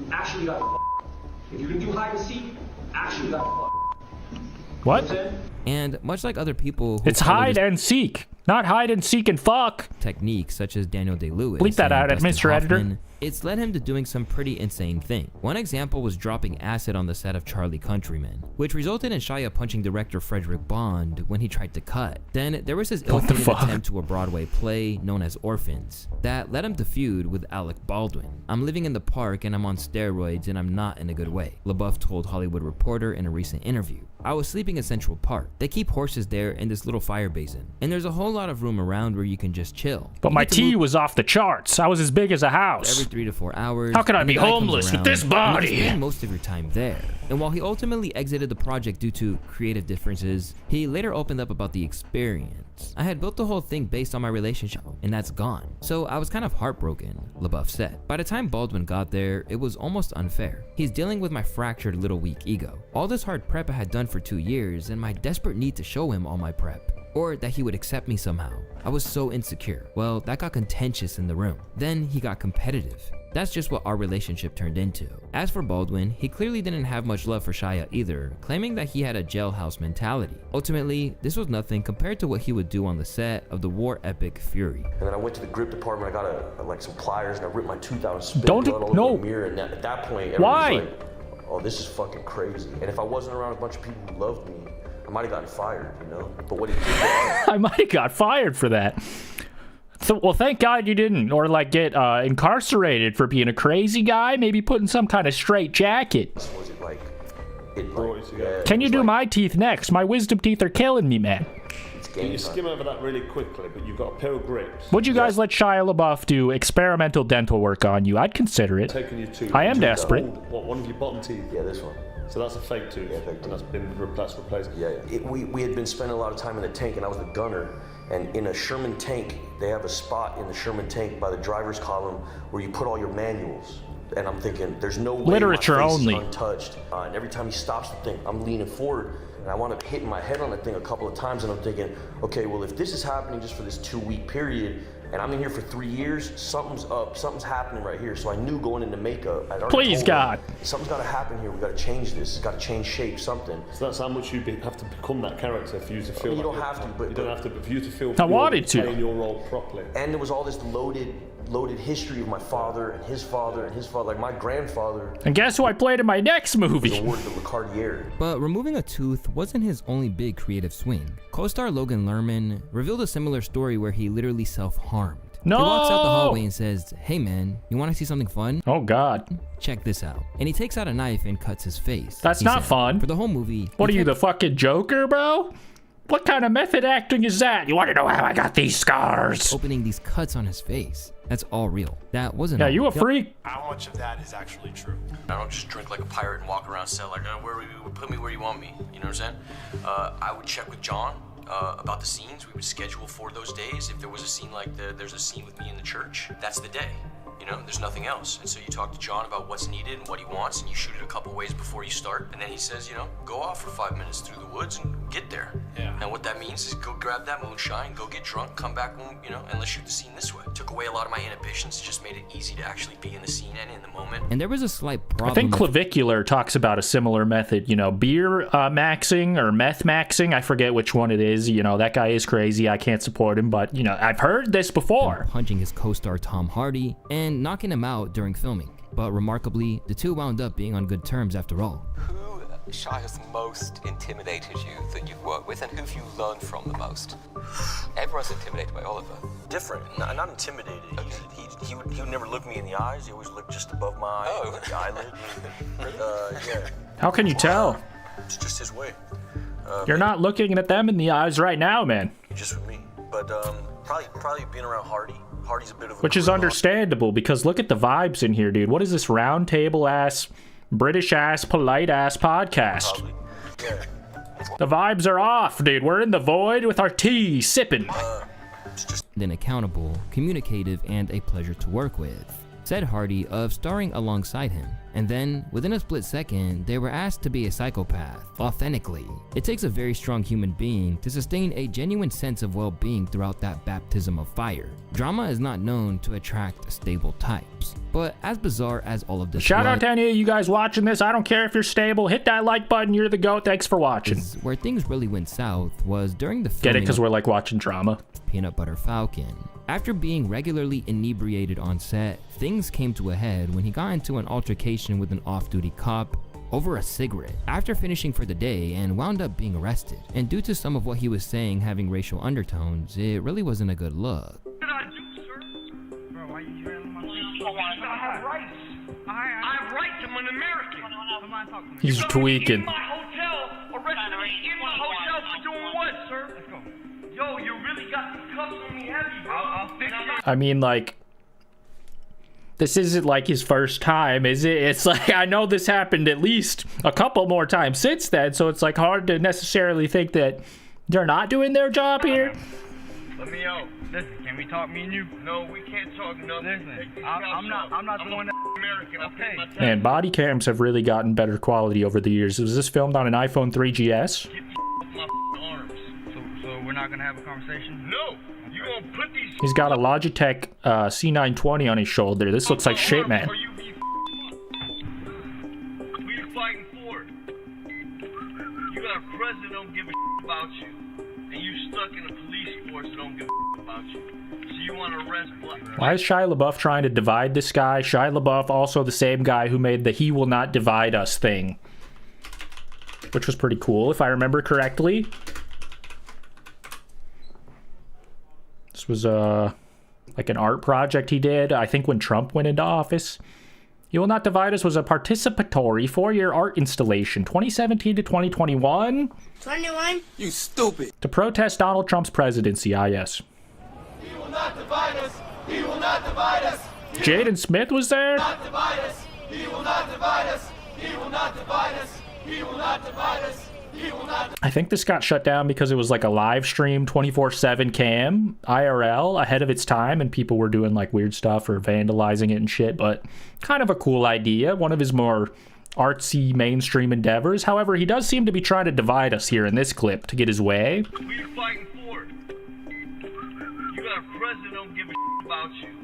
And you stuck in a police force that don't give a about you. Fuck, he's right. Arrest white people who give who ask for cigarettes. I came up to you trying to be nice, you stupid.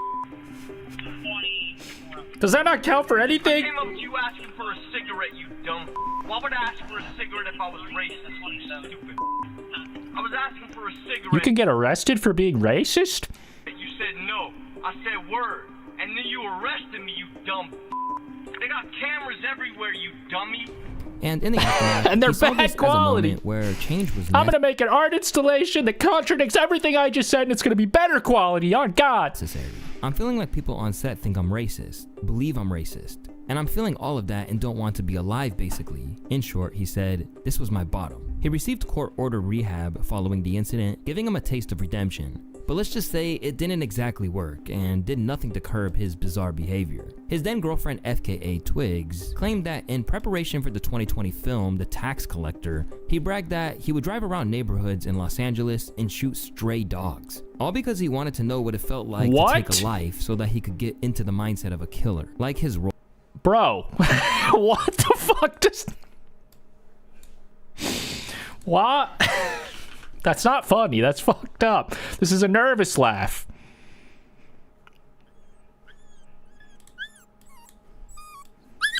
What did the dogs do, man? What did the dogs do? That's fucked up. Role in the movie. For that same role, he got his entire chest permanently tattooed, including the character's name, Creeper. This wild reputation persisted through Creeper, oh man, to most of his recent roles, with behind-the-scenes footage showing him frequently clashing with legendary Francis Ford Coppola during the making of Megalopolis. My action's no different no matter what he does. Shia LaBeouf is so cool. I didn't even know he had a Minecraft chess piece.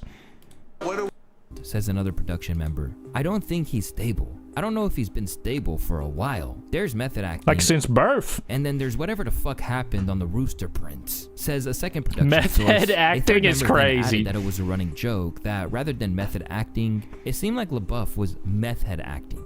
At every opportunity, he made bold choices, but it's quite the risk considering it doesn't always pay off. For example, his film Man Down famously sold just 1 ticket in the UK. Now, being a maniac on a movie 2 men down then, in that case? Set is one thing, but if that's all there was, then this would be a very different video. Do you think it was him who bought the 1 ticket and he was in the audience like, this man is up?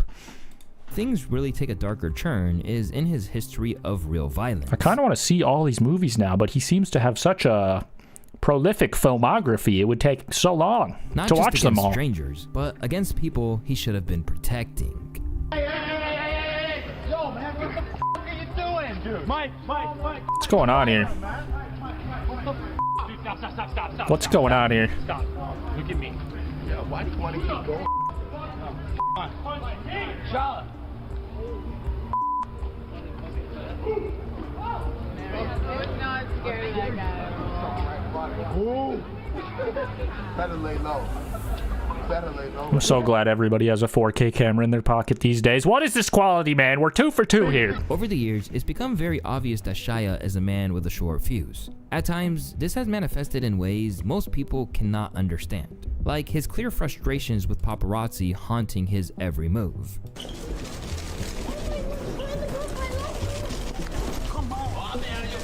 Hey man, this would piss anyone off. They're being annoying. You ever been at the airport? This doesn't even happen to me there and I want to punch someone.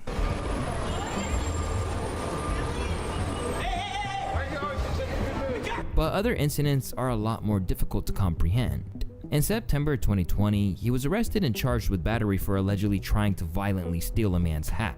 As late as last year, he was seen fighting a group of men in Edinburgh, Scotland. This is your home now. This is where you're from. You know, you're from London. Oi, bruv, you fucking want to go?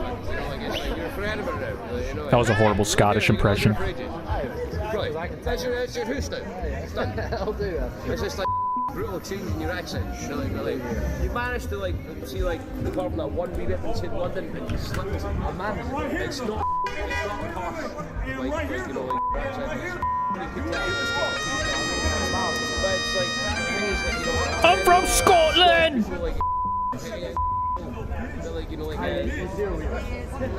However, it isn't just men that set him off, as sadly, there's a long history of abuse allegations from women. Oh no. Yeah, I have heard that he beat up that FKA Twigs girl. I don't know the specifics, but that is fucked up. Yo, if I'd have stayed there, I would have killed her. On top of that experience you just saw with Mia Goth in Germany back in 2016, far more that was another reports girl about what it's like to be with him. Yeah, I mean, this guy seems like pretty consistently psycho. I think he just didn't seem like that to me because he's not like consistently in the public eye, or I don't perceive him all the time. Just see him, you know, from time to time, maybe when he's doing better. But yeah, this guy's nuts. That is just the tip. As part of a lawsuit that was filed by Carolyn Foe, a stylist who LaBeouf dated from 2010 to 2011, reported abuse which she said was fueled by his jealous, impulsive, and irrational ways. This led him to holding her arms down, causing intense pain and so leaving 3 multiple women. bruises. Jesus, and then man. her violently, causing her to bleed on the hotel bed. But if anyone truly Bjork beat a reporter, it was base. Whistle on LaBeouf's true nature. I don't know shit about Bjork, but that just sounded funny. In an extensive lawsuit, the English singer accused the actor of sexual battery, assault, and infliction of emotional distress. After the incident driving back from the desert where he was threatening to crash the car unless I said I loved him and ended up basically strangling me in public at a gas station and nobody did anything. That was a really low moment for me because I felt like I would never be believed, and there were bystanders at the gas station who saw what was happening and didn't step in. No, nobody stepped in. Not a very tasteful time to ask for subscriptions and to ring that bell, guys. I think for me that was a real moment of fucking like, BBC. Okay, no one is gonna believe me. Claiming that he used calculated, systematic, tricky, and maze-like tactics in order to control her, Twigs really went through it with him. It's a miracle I came out alive, she said at the time. People wouldn't think that it would happen to a woman like me. Explaining how the alleged abuse increased over time, she said, if you put a frog in a boiling pot of water, that frog is going to jump out straight away. Whereas that makes sense. if you put a frog in cool water and heat it up slowly, that frog is going to boil to death. That was my experience with LaBeouf. Apparently, the controlling aspect of his nature expanded to crazed levels, making Twigs basically unable to do anything. Being nice to a waiter, or being polite to somebody, that could be seen as me flirting, or wanting to engage in some sort of relationship with somebody else, when I'm literally just ordering pasta. I was told that I knew what he was like, and if I loved him, I wouldn't look men in the eye, she said. Yeah, it seems like a pretty clear-cut abusive relationship, but it makes sense. This guy seems like a tweaker. In the same vein, What? Sia, who enlisted LaBeouf as an actor in her Elastic Heart music video, gave her own account of dealing with them. I too have been hurt emotionally by Shia, a pathological liar who conned me into an adulterous relationship claiming to be single. I believe he's very sick and has compassion for him and his victims. Just know, if you love yourself, stay safe, stay away. After the pressure mounted, LaBeouf apologized, but with caveats. He stated that many of these allegations are not true. but ultimately said that he owed the women the opportunity to air their statements publicly and accept accountability for those things I've done. I'm not in any position to tell anyone how my behavior made them feel. I have no excuses for my alcoholism or aggression, only rationalizations. What is the freaking Channel 5 clip where he's like, quote unquote, apologizing or whatever? Shia LaBeouf. This one.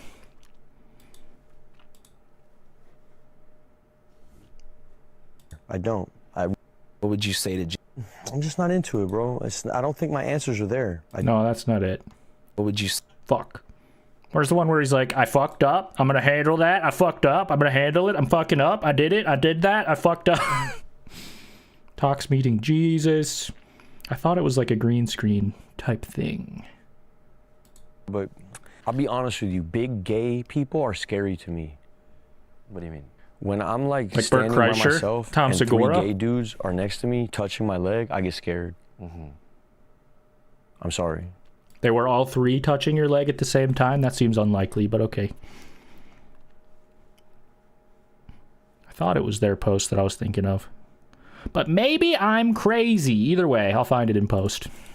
I have been abusive to myself and everyone around me for years. I have a history of hurting the people closest to me. I'm ashamed of that history, and I'm sorry for those I hurt. There is nothing else I can say. But LaBeouf's legal team said that he denies, generally and specifically, each and every allegation contained in the complaint, and denies that she was ever entitled to any relief or damages whatsoever. From there, they suggested that Twiggs' sexual battery claims should be dismissed, as none of the acts alleged were based on sex and or the conduct was not sexual, and denied that the musician had suffered any injuries or damages, before then asking for her to pay Shia's legal costs. 5 years after it was filed, they reached a private settlement. I mean, I don't really care what the courts say. I mean, if this many high-profile ladies are accusing you of this type of shit, I feel like they're not all lying, you know? They have something to lose. They're not just randoms online making up stories about a famous guy. They're all famous as well, and if they lied, it would probably impact their lives a lot. Lessons about how lonely he really was. Everyone's family pops up on the screen, and week 1, no one shows up for me. No one. They got the calls. I know they got the calls, but no one showed up.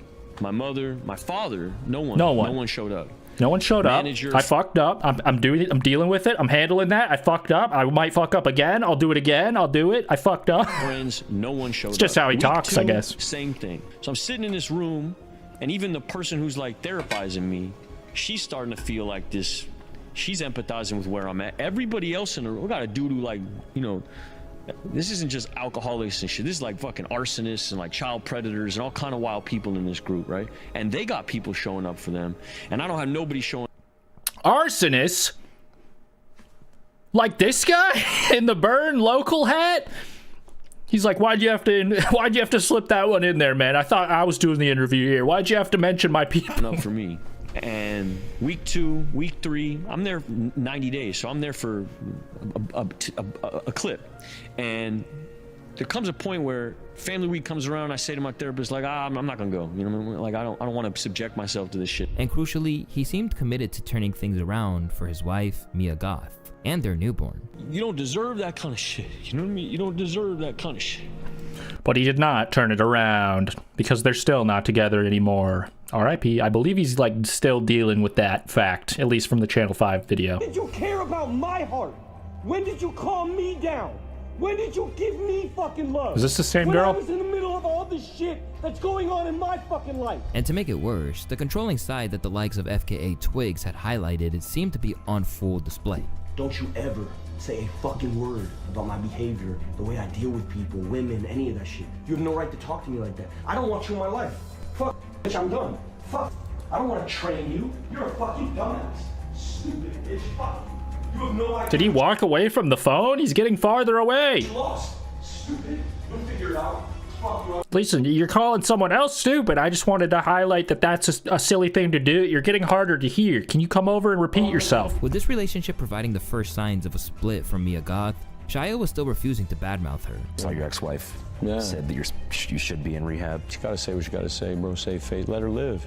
That's a good girl. That's one of the best girls that ever lived. She's incredible, that woman. Incredible. That's an incredible woman. And just picking at the floor like a fucking meth head, dude. Like, what the fuck is he doing? A relationship that you think you want to repair? Oh, she's incredible. Mia Goth, incredible, all time. 10 out of 10. So your long-term plan would be to repair that? Repair nothing. We're good, as is. What you mean? It's my girl. Perhaps this was because Shia was still trying to become a better man, with the actor converting to Catholicism and going on a spiritual quest. I know people say, oh, I don't like Catholicism because of all that guilt. But for me, I need guidance. I need direction. I always wanted I agree with that part. I always wanted to be grounded. When I was young, I would ground myself. I'd come out in the living room, I go, guys, I'm grounded. And my parents would be like, oh. My fucking dad wouldn't ground me. I really wanted to be grounded, so I made a movie where I played my own dad and I grounded my damn self. Okay, whatever, do whatever you want. I go, I'm gonna be in my room for an hour because I was bad. And I go walk and sit in my room and they're like, all right, do whatever you want. Because my parents were hippies. My dad was a drug dealer. What are these fucking Wojaks down here, dude? The Jesus and the crying man? I always wanted parents. I wanted structure. That's also why I like Hollywood, because you get a call sheet and it says, all right, everybody's gonna show up at this time and we're going home at this time. I like that. And that's what the Catholic faith gives me. It gives me a call sheet. It gives me a moral compass. It says show up here at this time and go to sleep at this time. I do agree that this guy could use some religious structure in his life, because he does seem insane. I'm gonna skip ahead again due to my short attention span, but let's see what he was doing in this TMZ clip here. You're a Catholic, Yeah, I'm a full-blown weirdo. People don't care in real life. Look at the fit. Bro, dressed like a minion. Bro, did you go to church on Sunday? I went all No, but if there was a bunch of ass. He has his hands down his trousers, bro. He's fucking plapping his shit raw during this conversation. Inappropriate. Thrown around, asses getting flopped around. You be on church Banana. on Sunday, yes? No, it's a means to an end. No, I want to see Teresa of the Miller's church. Real life. Yeah, we're human beings. I get it. Yeah, We're very sexual beings. This guy definitely has one of those calendars where it's like 0 days since last normal one. And soon, a trip to Louisiana would bring everything crashing down once more. During Mardi Gras, Shia decided that it was time to cut loose. And that's exactly what he did. But the problem was that he got a little out of hand and wound up getting himself in a fight. And to make matters worse, the whole incident was caught on camera. Shia's headbutting. See, did these look like gay men that were touching his thigh? I don't know if that story adds up from this footage. Slammed to the ground. Maybe that happened before, but TMZ with the videos, the actor sitting in an ambulance. Kind of seems like some post hoc weird justification for his actions. Bar fight, nursing his wounds. It's reported he was thrown out for aggressive behavior, and as they attempted to eject him, he hit one man several times with closed fists. He was later charged with 2. All right, well, now I'm just going off my own personal gaydar, but this guy does have a bit of makeup on, it looks like. Well, maybe not. I don't know. Did you touch his thigh, sir? He was later charged with 2 counts. You can't do that. He's homophobic. And to say that he didn't keep your hands to slow his roll yourself. was an understatement. And after his release, he ran back to the party. He's been spotted all around the city since last Thursday, drinking and shirtless. The Transformers star has been going through a lot of turmoil. It was recently revealed that he quietly split from his wife, Mia Goth, a year ago. TMZ reports she's, quote, concerned about his behavior. They share a daughter together. As he got out, he promptly hit the booze again. Don't hit the booze. Or anyone. I do know you. No, you're not going to transform. Okay, obviously this girl is maybe a bit... Bro, he's a person. You can't just say transform because he was in that movie. He's not gonna do that. You're just pissing him off, man. Now, obviously, that doesn't defend any of his actions, but he should definitely stop doing drug and alcohol. Easier said than done, of course. But it seems to be really bad, especially for someone like him who has been famous since a young age and probably has a plethora of mental health issues because of it.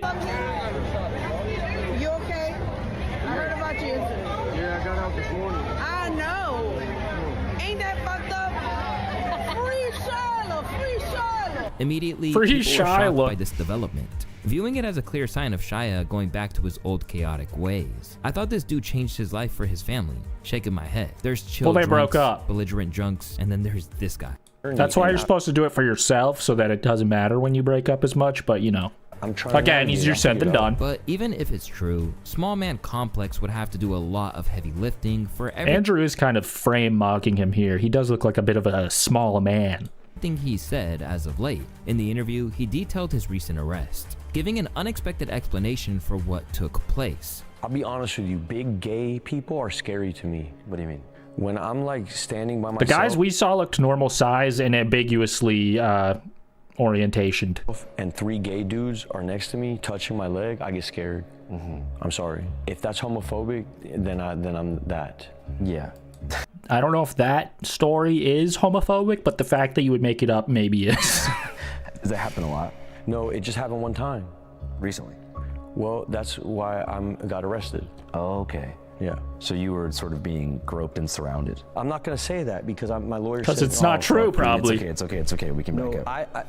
I am wrong for touching anyone ever. And that's true. The end of my statement on this whole shit. Sounds good. Cool.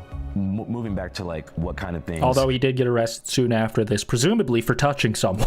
Would set off that Napoleon complex. Being challenged, my masculinity being challenged. Don't call him Napoleon, dude. My kid or... Someone calling me small, that would set me off. You know, I'm good with gay. Be gay over there, though. And later, he leaned into the homophobic rhetoric, underpinning it as his new religious beliefs. I know I'm fucking deep off into the Bible. I know what the Bible says. About? Homosexuality. What does it say? Nah. That's what it says? Yeah. But wasn't that written a really long time ago? That's the Old Testament, bro. It's not my business. You know what I mean? I'm a traditional Catholic. Usually people say, I only believe in the new stuff, but he's actually saying, I like the classics. Like, that's okay. And what's the difference between a traditional Catholic and, let's say, a more progressive Christian? I really fuck with the Bible. Following the discussion of his jail stint, Shia explained that people aided his escape, even if he didn't want everyone to make such a big deal out of it. Take my shotgun in there in the morning, can't have a gun, can't be on drugs, can't be in no fuck around, and can't leave the country. How much was the bond? I have no idea what happened. Did somebody bail you out? I have no idea, bro. I know Thundercat tried to get it going. Steven and me are very close. I know. We saw this at the beginning, dude. I feel like that is where we are today, TBH. Freaking, that was the most recent Shia LaBeouf drama. Freaking, how do you guys feel about Shia LaBeouf? Do you still enjoy his work and maybe even, you know, him to some extent, despite all of his apparent flaws? I hope we get to see a redeemed Shia LaBeouf at some point in our lifetime. But I think he has to put down the booze, put down whatever other substances he's using. And maybe get closer to God, if that helps. Whatever. Thank you guys for freaking watching. Like the video, subscribe. Thank you for watching. Bye-bye. Oh, yes. All right, boys. I think that's it. I think we did it. I think we covered the drama. The Hawk Tuah drama. The Scotland drama. Thank you guys for being here. We had higher viewership than usual today. I'm not sure what the occasion is, but thank you. I'm appreciative. Appreciate you guys watching. Like the stream if you're watching in the future.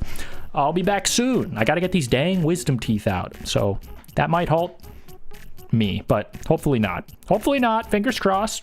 Be back ASAP. Have a good night, boys. Appreciate you. Happy Sunday. Bye-bye.